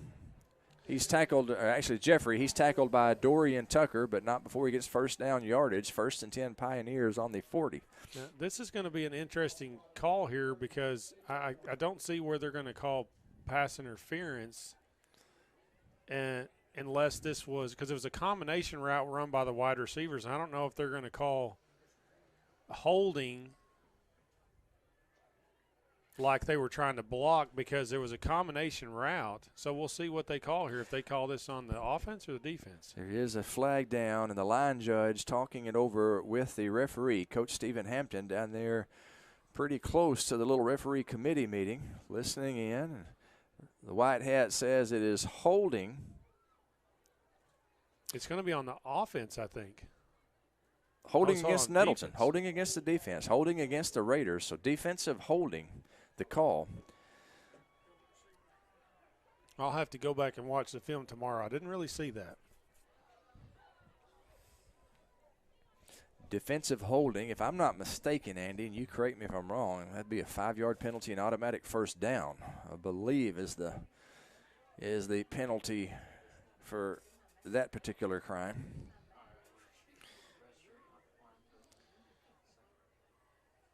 Nettleton 20, Batesville 0. And they're going to give them 5 yards after the defensive holding call. They're marking off 10 yards, it looks like. So I guess it is a 10-yard penalty either way. Yeah. So 1st and 10, Batesville on the Raider 28-yard line. They're looking to get on the board for the first time tonight with 20 seconds remaining in the third quarter. Well, so far, this is probably the most ball movement or advancement that Batesville offense has had tonight. Yeah, they have their total offense been not very much, I'll promise you that. This Raider defense has been stingy. Looking for their second shutout of the season. The Raider defense shut out Blytheville in the first game of the season. Clock is at 10 seconds and ticking. Nettleton 20, Batesville 0. 1st and 10 for the Pioneers. Storley rolling right. Under pressure from Javante Wallace. He throws, and it is complete, but I believe he was out of bounds. Well, actually, they're saying he was in bounds. Heck of a play over there. So it is a first down for the Pioneers, and that's going to be the last play of the third quarter. We'll take a 60-second break. At the end of the third quarter, your score is Nettleton 20, Batesville 0. You're tuned in to Raider football on NTV and the EAB Sports Network. High-speed internet for your neck of the woods delivered by Craighead Electric. Empower is local. Empower is reliable. Empower is affordable. Empower is super fast broadband. Empower is customer service that puts you in power. We are here for you. 870-336-0999. Empower, bringing you the information you need more quickly and conveniently than ever before. We are Empower, delivered by Craighead Electric. Call and talk to us today at 870-336-0999. High-speed internet from Empower. Internet for your neck neck of the woods. Tucker's Appliance Superstore in Jonesboro is by far the largest appliance showroom in Northeast Arkansas, which means more selections than ever before. Right now, a new shipment of name brand in-the-box inventory has just arrived at Tucker's. Come check it out. Tucker's also offers full factory warranties, free local delivery, and financing at 0% interest. Shop Tucker's Appliance Superstore now at 923 East Parker Road in Jonesboro. Tucker's Appliance. Fourth quarter just about to get underway here at Raider Field. Nettleton with a 20-0 lead over Batesville. They have done all their damage through the air. Cameron Scarlett with 3 touchdown passes, one to downtown Jaden Brown, one to DJ Willis, and one to Ken Warren McShann. And the Raiders with a 20-0 lead. Batesville driving, however. They have the ball inside the Raider red zone. Second down. I should say second down. Second down. They haven't started playing no dream music yet, like I predicted, though. Raider 18-yard line. Unless the chain gang is confused over there. Little reverse trickeration. They're going to pass. Pass is incomplete. That was a reverse pass that falls incomplete. So it'll be third down and 1 for the Pioneers. In the pregame interview, Coach Hampton alluded to that Batesville may, have some, like you said, is the word trickeration? Is that a word, or did I just make that up? I've heard it before. Trickery. Strategery, yeah. And then they tried something there. It took a long time to unfold, and Nettleton come in scathed there. Third down and less than 1 for the Pioneers, and he is hit in the backfield by Orion Pugh. I believe that's short of the first down. Flag on the play comes in late. That may be on the Raiders. We'll see what that is. Yeah, I'm afraid that's probably going to be an unsportsmanlike comment. Looked like it came from the Nettleton side of the ball, and that's really unfortunate because that's going to be a mental error. Orion Pugh made an outstanding tackle in the backfield for a loss on a third and short. And when you talk about mental errors, and granted, and I have talked about this in the past. Football is a violent game. Football is a very physical game. It's an aggressive game. It's an emotional game. And it's hard sometimes to turn it on and off in between the play. And when the ball is snapped, it's all about violence, and it's all about trying to assert your will on your opponent. But when the whistle's blown, it's over. And you have to turn it on and turn it off and go to the next play. And that is easier said than done. And that's it's a huge penalty against personal foul against the Raiders. Makes it first down and goal to go from the 9. Storley from under center. He gives to Witt, running right side, has a little bit of room. He gets inside the 5 before he is tripped up. Jamie Morris on the stop. Orion Pugh also on the tackle, and Jamie is slow getting up. I say Jamie, that is not Jamie. That's Blake Graham. I'm sure it's Blake Graham. I thought Blake Isbell, dude. Dude, don't say that. No. You realized. You didn't. Just about 8 days ago, I guess. Wednesday. It was last Wednesday or Thursday, and he is up. Let's hope that's a cramp. But he looks like he is favoring that knee, and that's not good news for the Raiders for sure. Blake Brown has been a key part of our defensive unit this year. He is walking under his own power, but he is definitely favoring his knee, shaking his head as he gets to the sidelines. And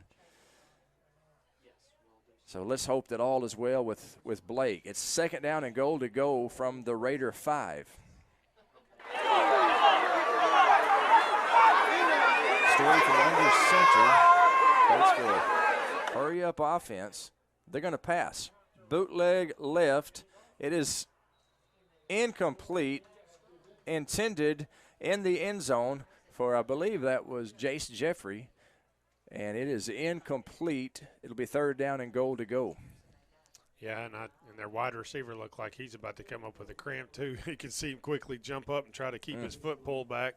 He kind of hobbles off to the sideline there, but he's been running around the field all night too. So, and that's one thing that we've talked about, cramps and hydration issues, and even a little bit of a cool night tonight. We're still having kids having cramps. So, doesn't go without saying as far as trying to be prepared and hydrate before the game.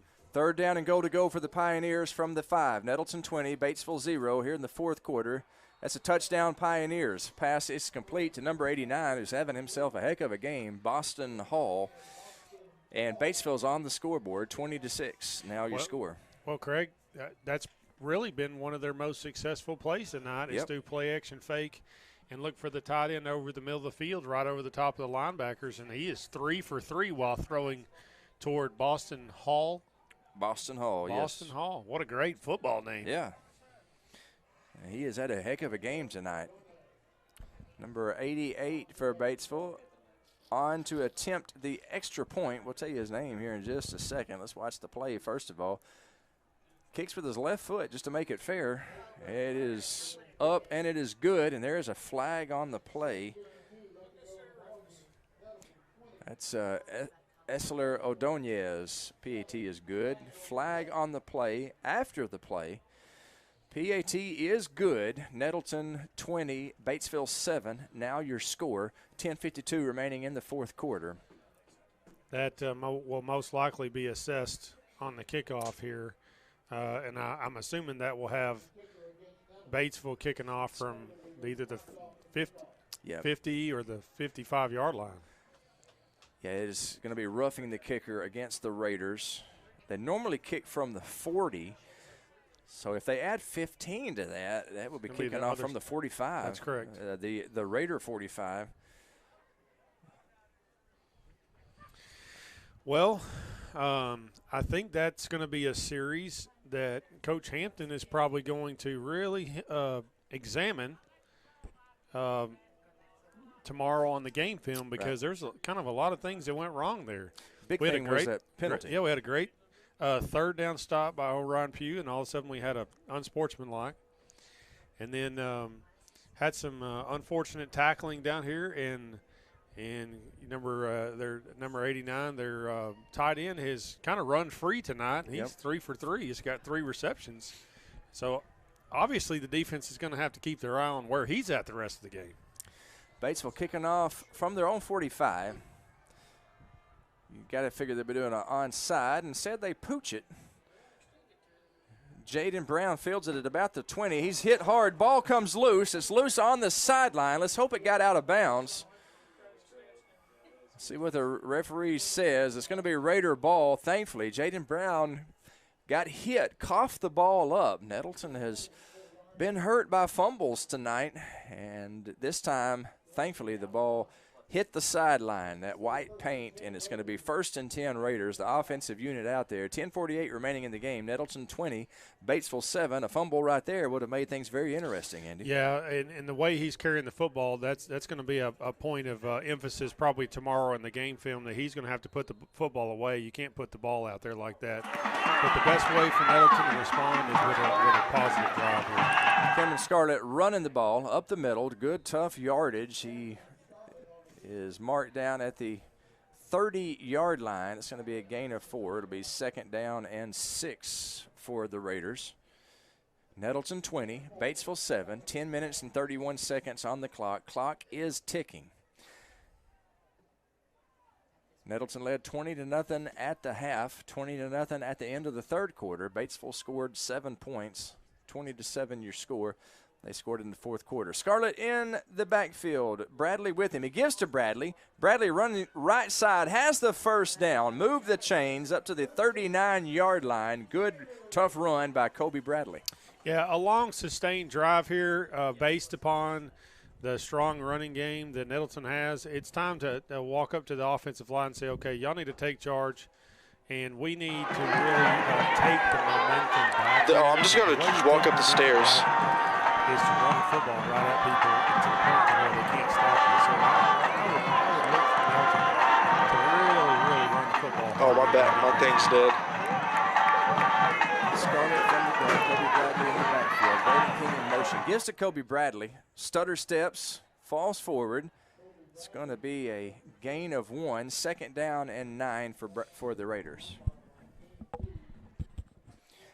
20-7 your score. Nettleton with a 13-point lead over Batesville. 9:23 remaining in this game. The clock is ticking.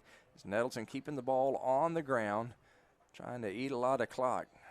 Want to remind you to hang around for the Real Estate Nate postgame show. We'll name the JOSM player of the game. We'll break down. We'll talk to Coach Stephen Hampton. We'll break it all down for you. Hang around with the postgame show. Scarlett keeps it himself this time. He's across the 45-yard line. He's going to be shy of the first down. It's going to bring up 3rd down and 4 for the Raiders. Anytime that you can get a 3rd and 5, 3rd and 4, 3rd and manageable is what we talk about, and you have some go-to hitches. Shut up, I'm going to beat the smack out of you. Feel good about your running game. You know, I could punch you in the face right now, but I'm resisting myself. 3rd down and 4 for the Raiders. 8:29 remaining on the clock and ticking. Nettleton with a 20-7 lead here in the 4th quarter. Scarlett's going to pass. Looking right side. It is complete to Ken Warren McShann. He's got room to run. He's at the 20, the 10. He's wrestled down inside the 10-yard line. Another big completion for Cameron Scarlett to Ken Warren McShann. Scarlett has upwards of 250 yards passing in this game. Well, that combination route to the top side, I expected them to run some sort of quick pass. That was a great connection between the two. That was a quick play. Here we go, and now we're going to run the football, and Kobe Bradley's loose. Yeah, running left side, trying to get to the pylon. He's shoved out. The chain gang didn't even have things set up when that play was started. It's going to be 2nd down and goal to go at the Pioneer 3 after a good, tough run by Kobe Bradley. Craig, I apologize. I turned in from a color analyst to a play-by-play. Like they were running up there, and they ran the next play as faster than everybody else could get set up there. No doubt about it, brother. No problem at all. You did a good job there. We appreciate you. Andy Shatley, color guy, who can do play-by-play if necessary. I'm not a play-by-play person. We got a timeout on the field. We'll take a 30-second break with them. 8:04 remaining in the game. Nettleton 20, Batesville 7. You're tuned in to Raider football on NTV and the EAB Sports Network.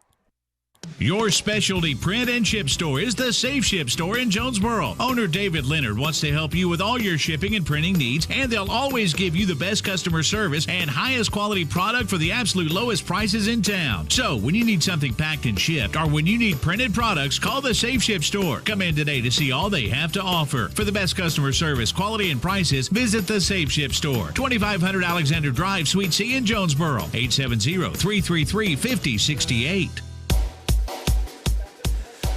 We welcome you back. We're with 8:04 remaining in the game. Nettleton has a 20-7 lead, and they're looking to add on to it. It is 2nd down and goal to go for the Raiders, the Pioneer 3-yard line.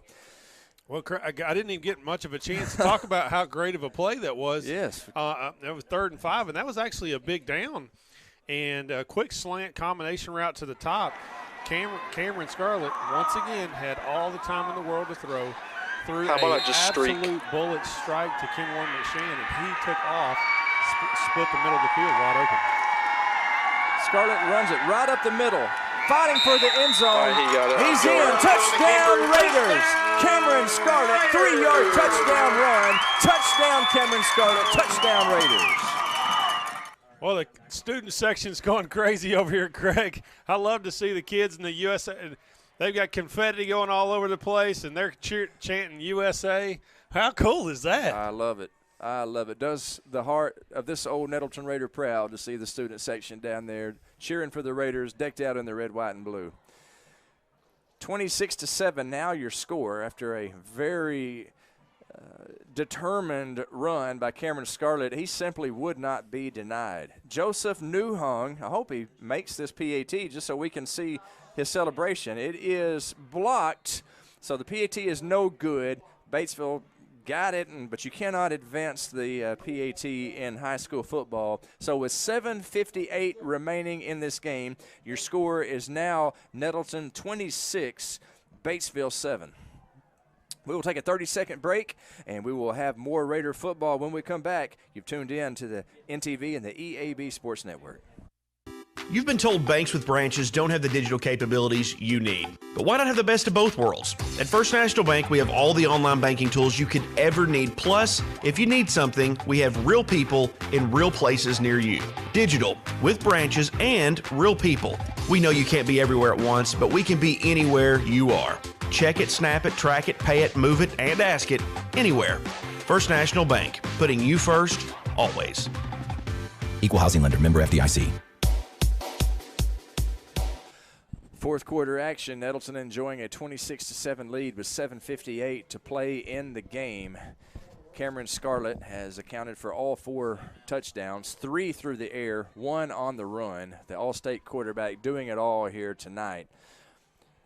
Kendrick McShann to kick. That's Ken Warren's cousin, and the ball is caught by a Pioneer who is on the ground. That is Jace Jeffrey, and the referees alertly whistled the play dead, and Batesville will take over 1st and 10 from their own 28-yard line. Nettleton 26, Batesville 7, 7:57 remaining in this game.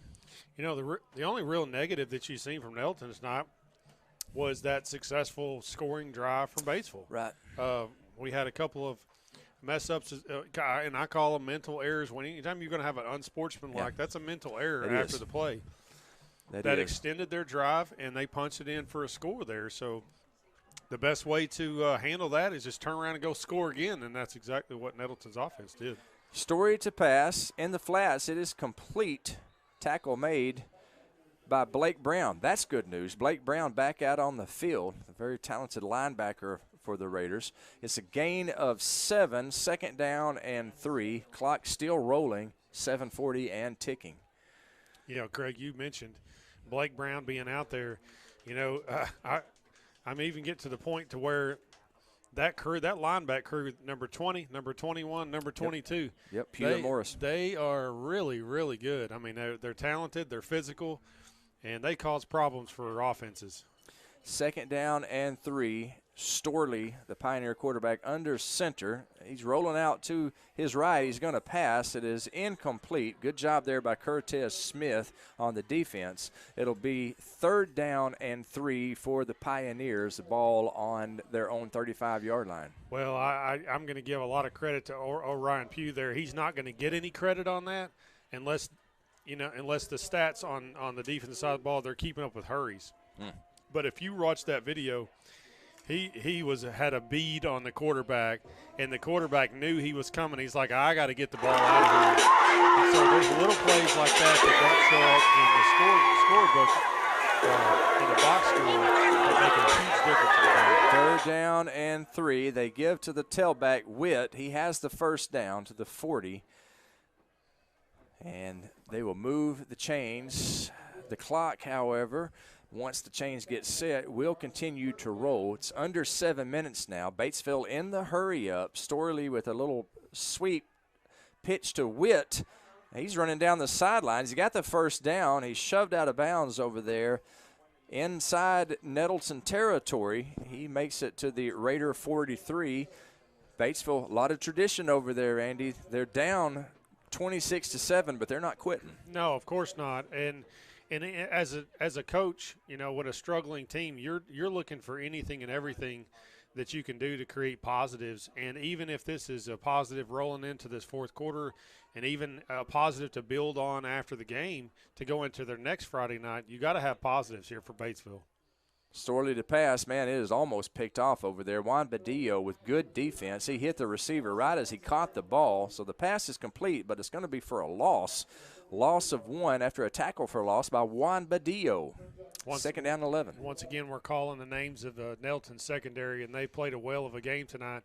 And about the only flaw that you can say is that, you know, kind of the inside of things, number 89, the Boston Hall tight end for Batesville, has gotten loose a couple of times and caught 3 passes. But if you take those off the board, Nettleton's secondary has played a flawless game tonight. Batesville takes a timeout. We'll take a 60-second break with them. 6:18 remaining in the game. Nettleton 26, Batesville 7. You're listening and watching Raider football on NTV and the EEB Sports Network. You can rely on K13 Computers' 40 years of experience to help you. K13 provides you with solutions to your computing problems. Whether you need repairs or IT service for your business, let K13 be your first call. K13 also is your go-to spot for building that gaming PC. They have knowledge, experience, and the products to help you. K13 Computers, 2106 South Caraway next to Barton's Home Improvement. Call 627-5477. That's 627-5477 or visit K13inc.com. K13computers.com. K13 Computers. I just want to say thank you to all of our customers for all that you do for us at Glen Sane. Thank you for your business, sending us customers, and your friendship. All of our Glen Sane families want to say thank you and will always be there for you, sales and service. We realize that you have a choice of dealerships, but no one appreciates your business like we do, and we have since 1954. Glen Sane, and God bless our troops.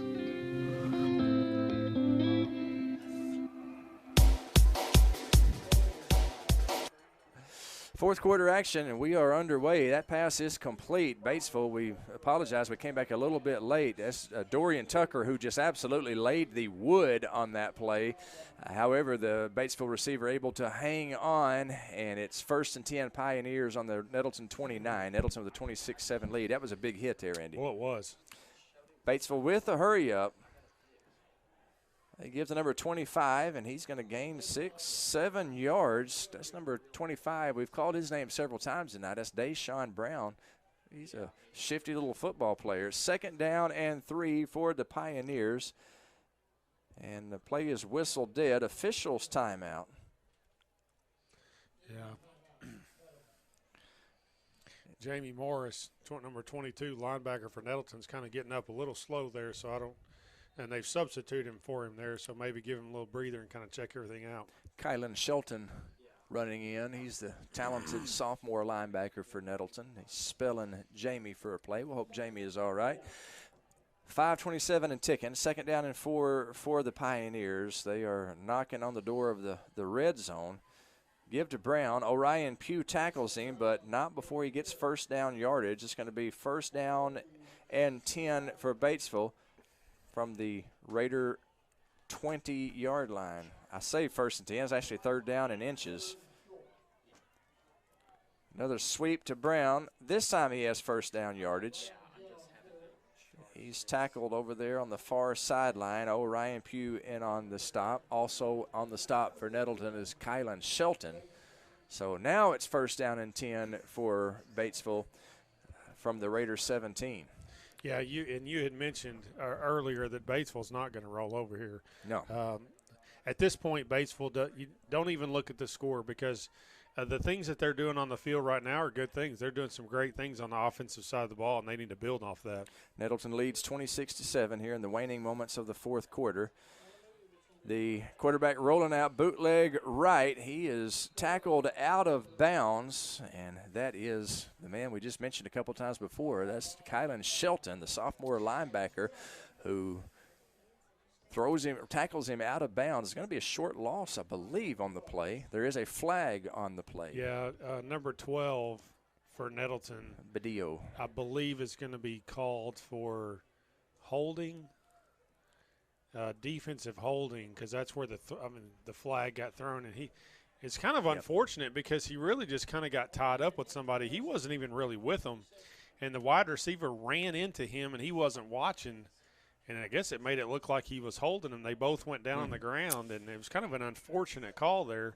I know Coach Hampton, maybe when he watches this replay tomorrow, that's going to be a interesting thing to watch the replay there because – that was an awkward hold, really. Defensive holding against the Raiders results in a 1st down for Batesville. It's going to be 1st down and goal to go from the 9-yard line. Nettleton elects to take a timeout. We will take that timeout with him. We'll take a 30-second timeout. 4:35 remaining in this game. Nettleton 26, Batesville 7. You're tuned in to Raider football on NTV and the EAB Sports Network. If you haven't made it into Orville's men's store, then you're missing out. They're the only store in town to exclusively carry brands like Barber, Duckhead, Strong Suit, Tommy Bahama, and Vineyard Vines. Orville's has everything a guy needs, from daily workwear to a big night out on the town. Orville's will have you looking more stylish and feeling more confident than ever before. So make your way to Orville's men's store at 2612 East Nettleton next to Steamroller Blues in Jonesboro and show off your stash. Shop online at orvillesms.com. Raider football on NTV and the EAB Sports Network. It's been all Nettleton here tonight. Nettleton leads 26-7 with 4:35 remaining in the game. But Batesville, as we've mentioned, Andy, a very proud school, great school, very proud football team, and they are not rolling over. They're continuing to fight, even though the Raiders have a 26-7 lead. Yeah, and if you're Batesville's offensive coordinator here, you're trying to put together positive plays. And this is another positive drive that they've been able to put together. So that's something you can build on moving into next week. First down and goal to go from the 9. Storley, the quarterback, under center. Fumble on the play, recovered by Jordan Pegram. Jordan Pegram's got real estate. He's at the 40. He's at the 50. He's at the 40. He's at the 30. He's got some blockers. The 20, the 10. Jordan Pegram into the end zone. Touchdown, Raiders. Jordan Pegram with a fumble recovery. There is a flag on the play, though. Jordan Pegram, 91 yards is what he ran. 91-yard touchdown run by Jordan Pegram, but his flag on the play just might negate it. Holy cow, that was fun to watch. Big number 90, he's got his hands on his hips down there at the 5-yard line. He's like, are you kidding me? I worked that hard, and it's going to be called back on a penalty. Unfortunate, if that's the case, it's going to be Raider ball because it's going to be probably some type of block in the back on the run back. It's going to negate, actually, a personal foul against the Raiders. You tell me that's personal foul, right, Andy? Personal foul against Nettleton. And it should be Raider offense on the field. That's what it should be. Yeah, I can't imagine it happening before the change of possession. Right. Yeah, personal foul against the Raiders. Now, that's an interesting call. What do you mean personal foul? He just said personal foul. That's all he did, personal foul against Nettleton. And they're spotting the ball at the 10-yard line, and Nettleton will take over 1st and 10. The only thing that I can see here is if you had some extracurricular activity during the return to where somebody hit somebody or you know, I honestly, I mean, I don't know what the call would have been because where the flag was thrown was, I mean, on the other side of the field compared to where the action was, and the action happened in a matter of like 1 second. Right. So it had to have been in the return part of. Well, it's actually our ball, 1st and 10 on our own 5. They moved us back to the 5-yard line. Give to Kobe Bradley. He is hit almost immediately. It's going to be a loss on the play. It's going to be, I say a loss on the play. He might have got back to the line of scrimmage. Now, actually, it's a loss of 1, and Batesville decides to take a timeout. We will take a 30-second timeout with them. 4:09 remaining in the game. Nettleton 26, Batesville 7. You are tuned in to Raider football on NTV and the EAB Sports Network. It's a mix and match special now at Jonesboro area Domino's Pizzas. Choose any 2 for $5.99 each, like a medium 2-topping pizza, oven-baked sandwich, pasta in a tin, Domino's stuffed cheesy bread, an oven-baked sandwich, salad, bread twist, marbled brownies, and so much more. Switch it up for lunch or dinner for your whole gang. The mix and match special. Get any 2 for only $5.99 each at your Jonesboro area Domino's Pizzas. You've been listening to Nettleton Raider football on 90. And we welcome you back. 4th quarter action here at Nettleton. Nettleton 26, Batesville 7, 4:09 remaining in the game. Nettleton has the ball, 2nd down and 11 from their own 4. Looking forward to the Nate Lipsky, the Real Estate Nate postgame show right afterwards. And make sure you tune over to 95.3 after the game for the Friday Night Light Scoreboard show with our good friend Will Oswalt. He's going to be talking to coaches from around the area, broadcasters from around the area. Great high school radio show. Cameron Scarlett's going to receive the snap from inside the end zone, gives to Kobe Bradley. Kobe Bradley running right side, looking for some running room. He gets out to the 10-yard line, so a gain of 5, and there's a little bit of breathing room. There is a flag on the play, however. Well, and that flag was thrown after the play, so I'm assuming this is going to be another personal foul. It's against Batesville. Personal foul against Batesville. I think that's either the 3rd or fourth personal foul we've seen tonight. And unless there's things that are being said from the booth, I haven't seen any unsportsmanlike conduct. Right. It had to be people saying things. Saying some magic words, but that's a big penalty, 15-yard penalty, makes it 1st and 10 Raiders. And we got the ball on our own 24-yard line. 3:52 and ticking. Nettleton with a 26-7 lead here in the fourth quarter. Cameron Scarlett, the All-State quarterback, the senior signal caller in the gun, gives to Kobe Bradley. Kobe Bradley stutter steps, looking for some room to run, gets to the 30-yard line. That's where he's tackled. It's going to be a gain of 5 for Bradley. 2nd down and 5 for the Raiders. Well, Kobe Bradley, there's another flag. And I believe that's on the sideline over there at Batesville sideline. Yeah, that's going to be the Batesville coaching staff. Yep. That he pointed towards. Unsportsmanlike conduct against the Batesville sideline. That's going to be another 15-yard penalty. And, Andy, things are chippy, obviously, down there on the field. Things are quite contentious between these two teams. There's been several unsportsmanlike conduct, personal foul calls. That one benefits the Raiders. It's going to be 1st and 10 Raiders from our 44-yard line. 30 yards of penalties, bang, bang. That's the 5th unsportsmanlike we've seen tonight, and maybe there's language that's being said or whatever, but I'm certainly not seeing the conduct from up here in the press box. Nettleton minutes away from a big win here, 26-7 the score. Fourth quarter, 3:10 remaining on the clock. Scarlett letting the play clock get down under 10 seconds before he calls for the snap. Gives to Kobe Bradley. Kobe Bradley, shifty runner, gets close to midfield. It's going to be another nice gain for Kobe Bradley.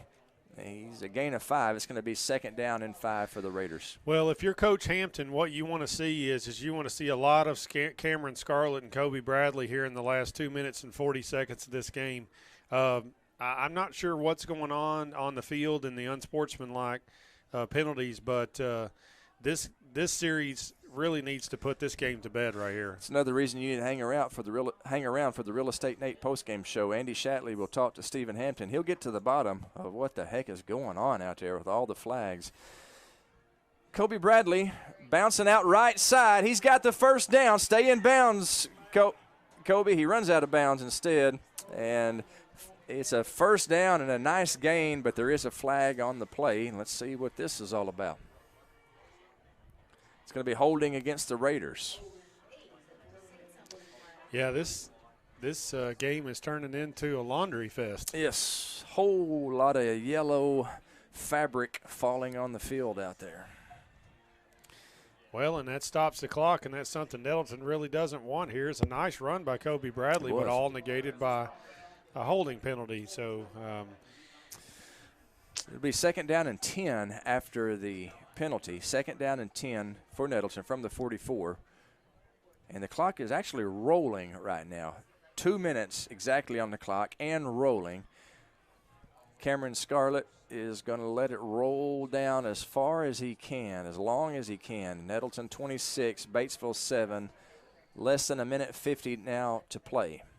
2nd down and 10. Gives to Kobe Bradley. Kobe Bradley looking for daylight. He has stood up after a gain of 1.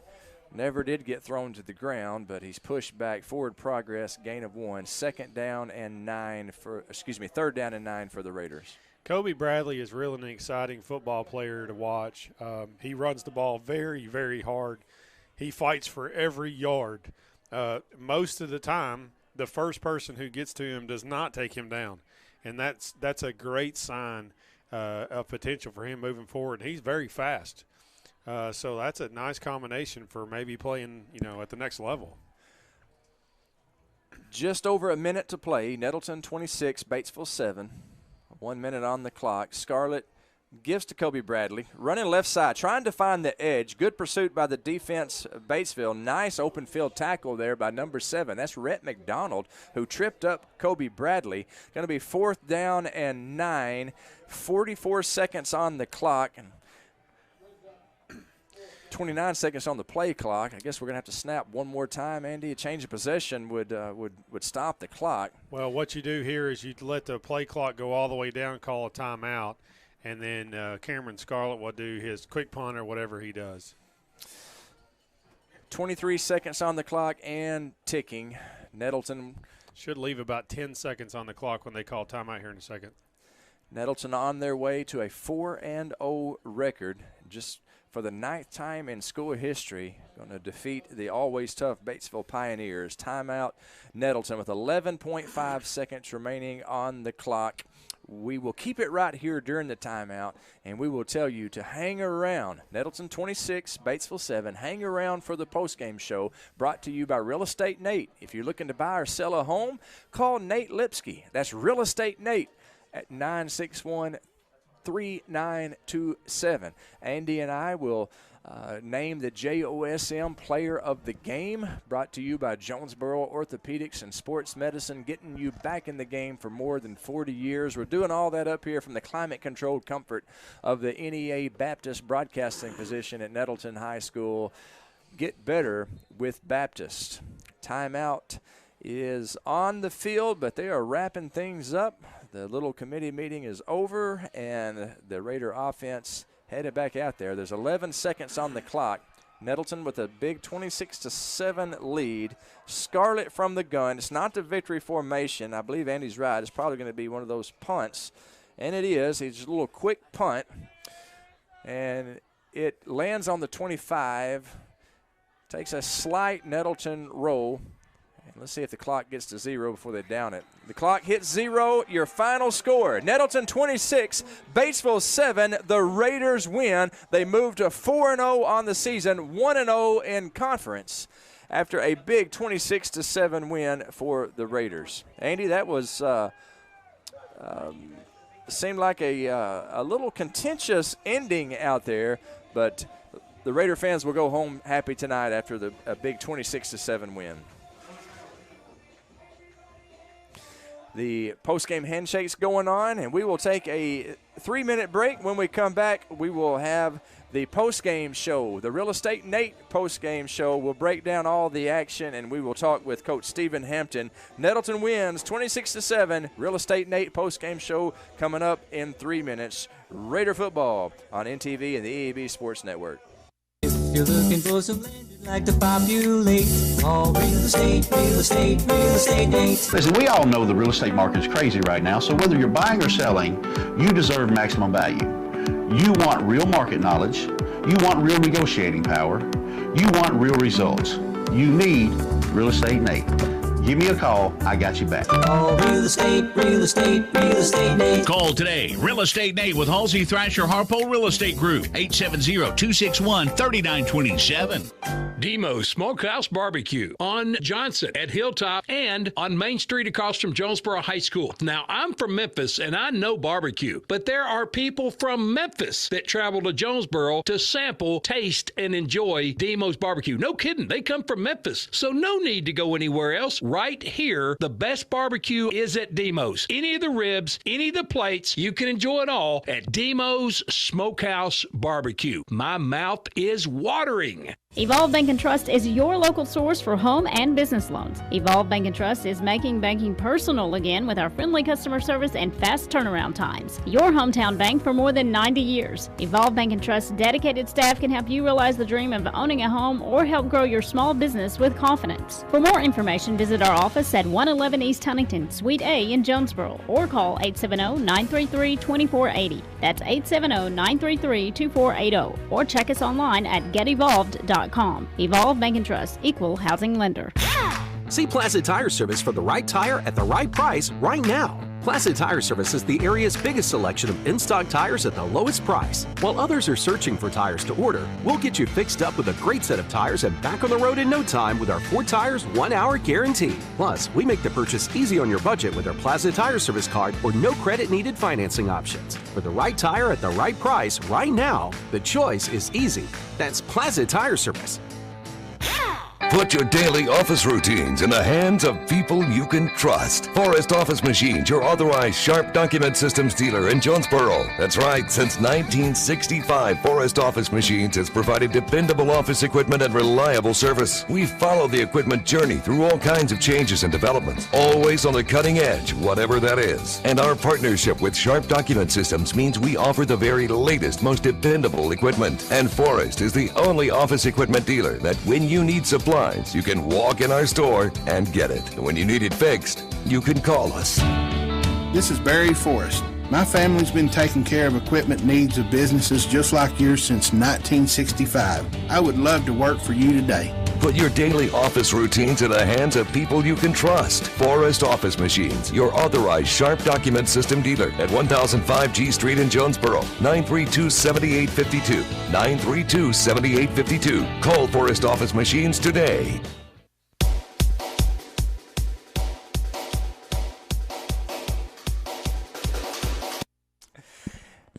Joy in Nettleton tonight as Nettleton, for the 9th time in school history, has defeated Batesville 26-7, and we got a big post-game show for you. Don't you go anywhere. It's the Real Estate Nate post-game show, brought to you by Real Estate Nate Lipsky. That's Real Estate Nate at 261-3927. If you're looking to buy or sell a home, call our friend Nate. Real Estate Nate, 261-3927. Well, the Raiders have defeated Batesville 26-7. Nettleton got the party started in the first quarter, their first possession, actually. Coach Hampton talked about needing to start fast, and boy, did they ever. First possession, a 58-yard touchdown pass.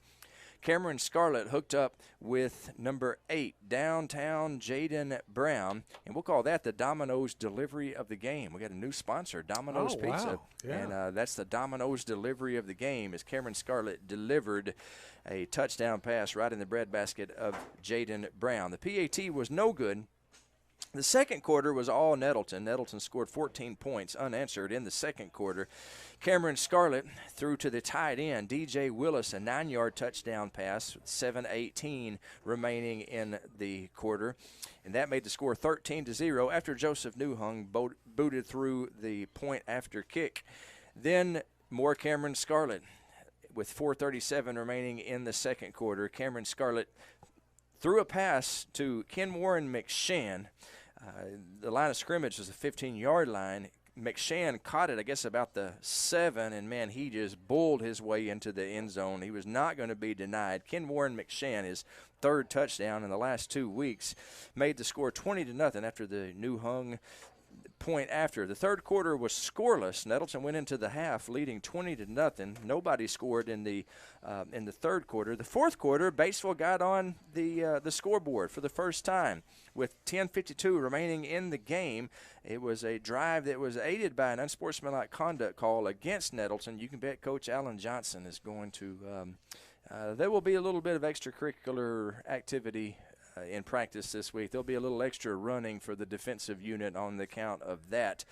You can rest assured of that. But in any event, Batesville scored as the quarterback, Jay Storley, hit number 89, Boston Hall, 5-yard touchdown pass. That made the score 20-7 after the PAT. And then Nettleton with 7:58 remaining in the game. Cameron Scarlett bulled his way into the end zone from 3 yards out, and that set the score at 26-7. So, heck of a game here at Raider Field. Nettleton moves to 4-0. Andy, your thoughts after the big Raider win? Well, we talked earlier in the pregame talking about a balanced offensive approach and executing, and I think for the most part Nettleton did that tonight. I think this was an opportunity to show that they are a multifaceted team. And in the past, in the last couple of Fridays, you've seen Nettleton not be able to play a full game of football, and you know they were kind of a second half team. And I think Nettleton tonight put 2 halves of football together and a mixed approach. And you'll see when we talk about the statistics here that Nettleton ran for about 164 yards and passed for 264, and that's a total of 428 yards total offense, and that's a pretty balanced approach. And I think that's something that Coach Hampton will be very pleased to see his offensive production on both sides of running and passing the football. And kudos to that big offensive line that we talked about, and we continue to call their names. Let's call their names again because they did an outstanding job tonight and gave Cameron Scarlett plenty of time to pass the football. Let's do it. Cameron Scarlett, the hero of the game, but let me tell you, the unsung heroes of the offensive line, and those guys deserve to have their names called. The tight end is DJ Willis. He did a great job tonight. But the offensive lineman, the center, Hayden Partee, left guard, Kylan Gates, left tackle, Alan Campbell, right guard, Ryan Crawford, right tackle, Garrett Campbell, the sophomore, filling in for the All-State lineman Moses Williams, who has a high ankle sprain. Hopefully he'll be back next week. But, man, you got to take your hat off to Garrett Campbell filling in for some mighty big shoes in that offensive line who made it possible for us to name the JOSM player of the game. And, Andy, I think the choice is pretty obvious tonight. It really is. And as a former quarterback, we always want to give credit where credit's due.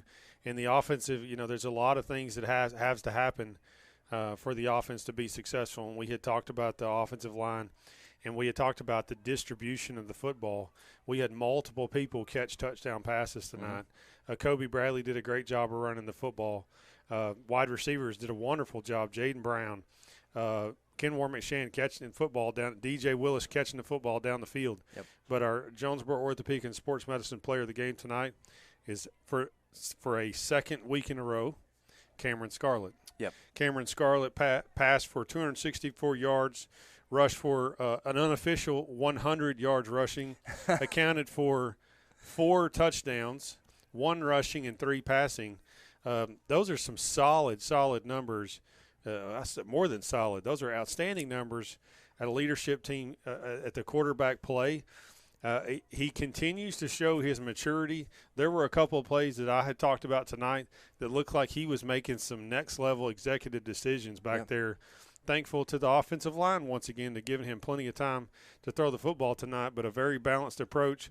Great output by the senior quarterback, Cameron Scarlett, tonight. And he is your JOSM player of the game. That's Jonesboro Orthopedics and Sports Medicine, getting you back in the game for more than 40 years. I want to say thanks to Jeff McMillan. He's our official statistician, and he's the guy that gave us these numbers. And I guess we'll say they're unofficial right now. The coaches do go back and watch the game film, and they add everything up. But unofficially, Cameron Scarlett ran for 99 yards, and I'm calling it 100. We're rounding up to 100. I asked McMillan, and he's a state auditor.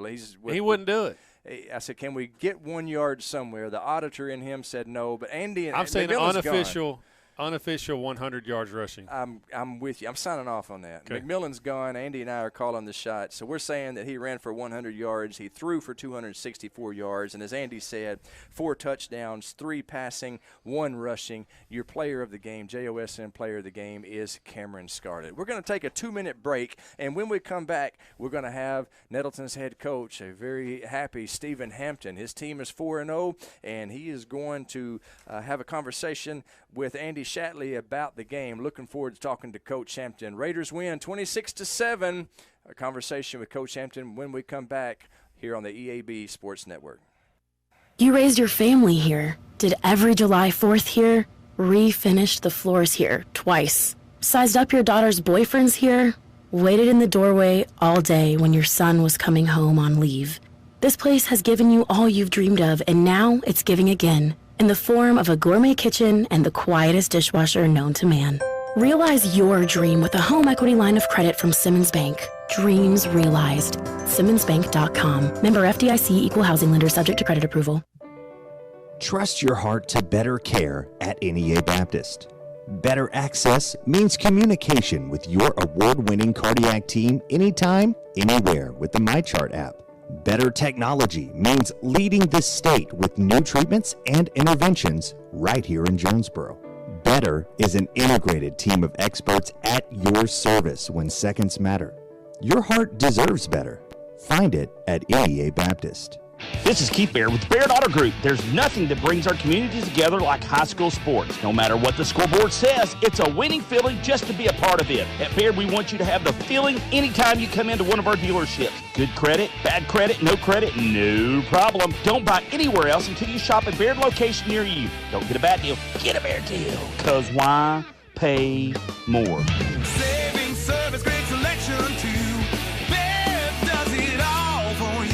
For me, rice farming isn't a profession. It's been my life for more than 30 years. And as owner of Delta Plains Seed, I've been the region's rice tech leader for more than a decade. Every planting season, I'm in the fields right along with you, and we're figuring out how to make sure bushels mean dollars together. From selecting your hybrid rice to free on-farm delivery and one-on-one consultation, I'd like to help your rice fields see more profit this season. I'm Terry Gray at Delta Plains Seed. Call me today at 870-249-3447. Let's talk about your best rice options. And we're back, and we have Coach Hampton here in the booth tonight. Another great Nettleton Raider victory. We're 4-0, 26-7. I think you've got to be happy with another victory here at Raider Field. Yeah, anytime you start conference play, you get a win, that's a good thing. So we're happy. It kind of got, there was some ugliness to it at times. I felt like we left a lot of points on the field tonight. We just couldn't punch it in at times. But, in the end, we 26-7. We're 1-0 in conference. We'll take it.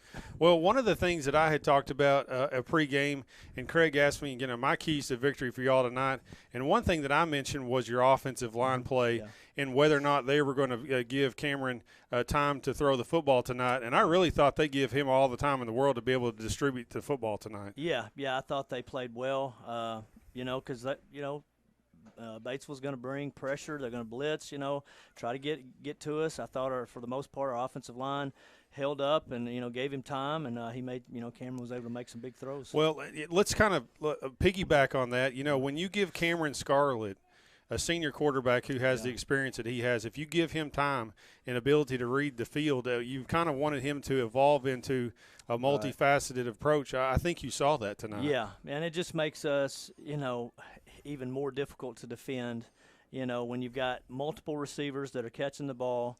Tonight we had Jaden, Ken Warren, Braylon got in the mix. DJ, yep. The tight end. All four starting receivers, caught balls. And then you mix that in with our run game. It makes it difficult. You got to really choose your poison, what you want to try to stop. And I felt like we did a good job of taking what they gave us. Well, you talked about leaving some points on the board, and there was a couple of opportunities to really maybe score a couple more touchdowns. Right. So some things that maybe you may take away on the offensive side of the ball for next week. Yeah, well, we go back and we're going to evaluate and watch the film. We'll make a cut up of all the penalties and see exactly if there's a consistency to something that we're doing that's causing those penalties. Whether it's like turning a guy with the offensive line or getting our hands outside or whatever it might be, and try to fix those things, try to correct it. And because we can't continue to do that. We had way too many big plays called back because of penalties. The one with Pegrams, if it was a penalty, it was unnecessary because it was 40 yards away from the ball. So we'll go back and see if it was an actual penalty or not. Well, we talk about the offensive side of the ball, but you look at the scoreboard and your defense only gave up 7 points. And one of the things that I continue to see is the progression of your secondary and how well they are playing back there. All three of those guys, Dorian Tucker, Markel Barber, help me with some of the other names. Well, there. You got Wambadia. Yeah, they're playing some really good football in your secondary tonight, and they helped out. Well, tonight our plan. We played a lot of man coverage, and put them out there one-on-one. We wanted to stop the run and force them to throw the ball.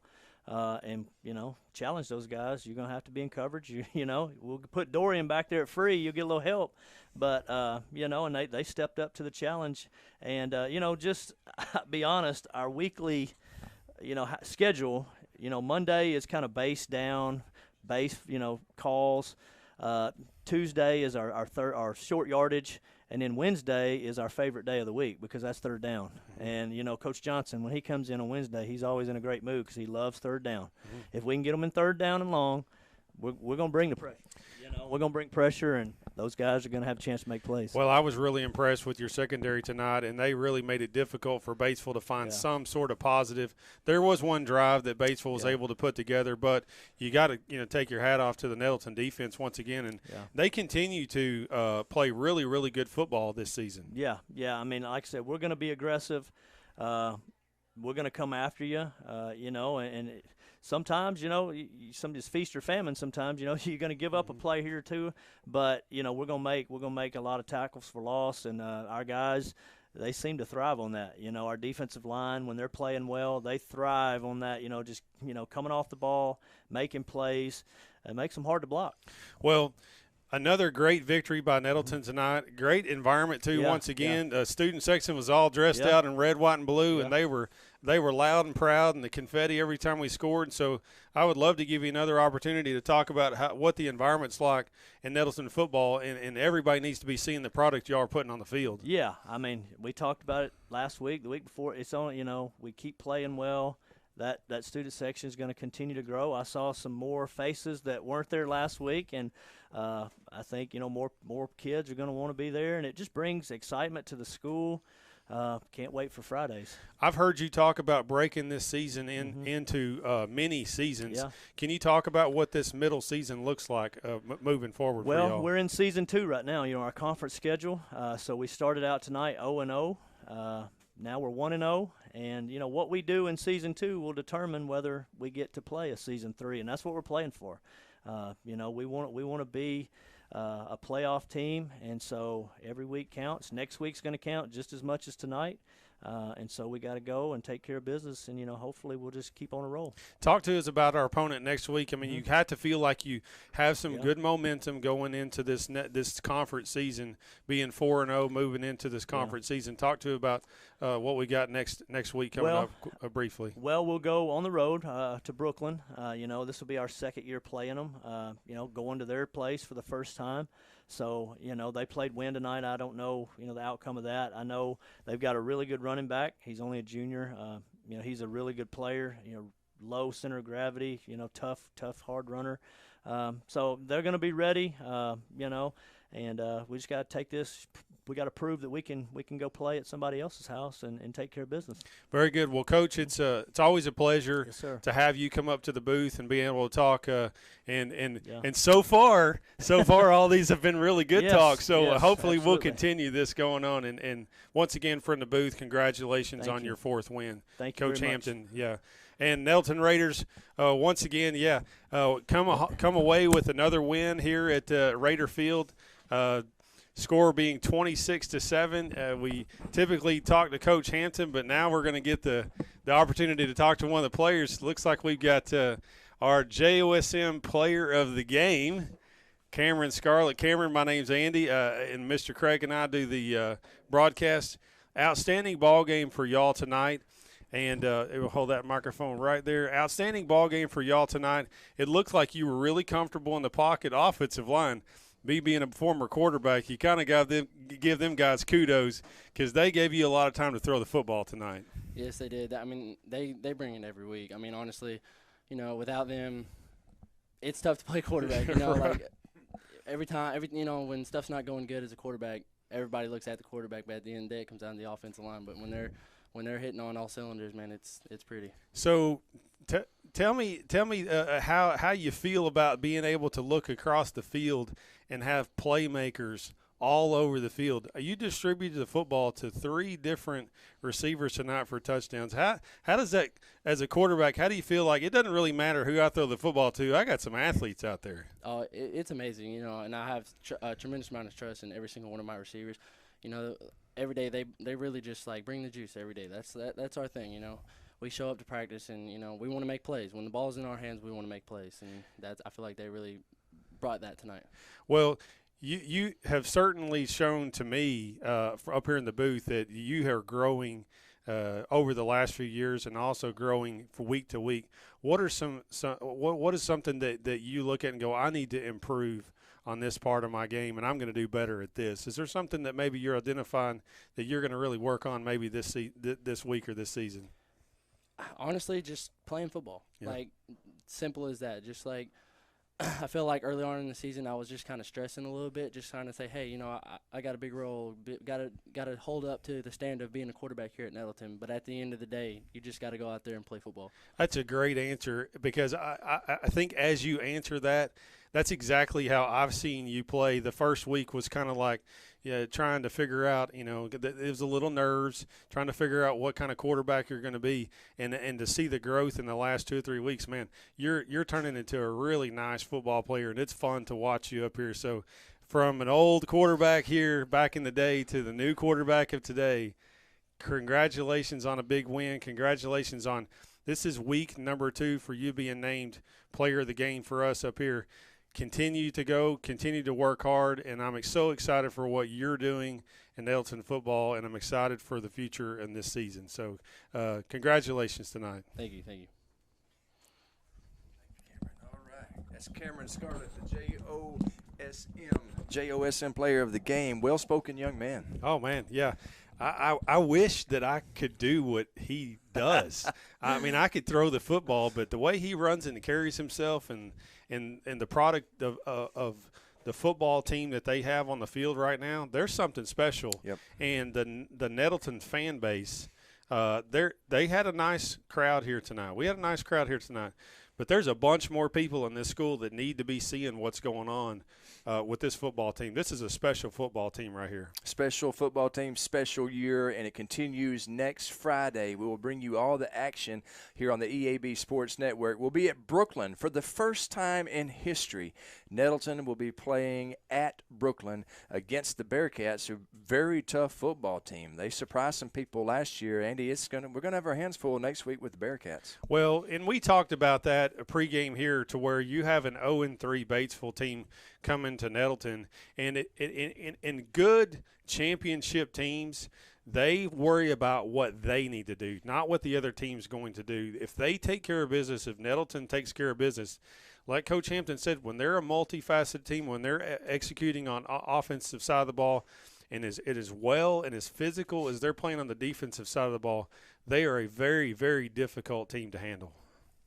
Big win for the Raiders tonight. My tag team partner Andy Shatley and I, has been a joy to bring it to you. I want to say that we could not do it without the crew here, the NTV crew, Blake Isbell, Brendan Troutman, Caleb Andrews, the man who's running the wheels of steel back at the EAB studio. That is the great Scotty Woodson. We appreciate him producing this show. Appreciate you joining us for the football game tonight. Make sure whenever we sign off, you go over to 95.3, 95.3 The Ticket. My friend Will Oswalt is over there with the Friday Night Lights scoreboard show brought to you by the Kavanaugh Auto Group. To see their entire inventory from the comfort of your home, log on to KavanaughCars.com. That is on 95.3 and 96.9 The Ticket. Get over there. For Andy, I'm Craig. Thank you so much for joining us tonight. Great win for the Raiders, 26-7. We'll do it again next Friday night. Raider pride is justified. Raider pride forever. Raider pride forever.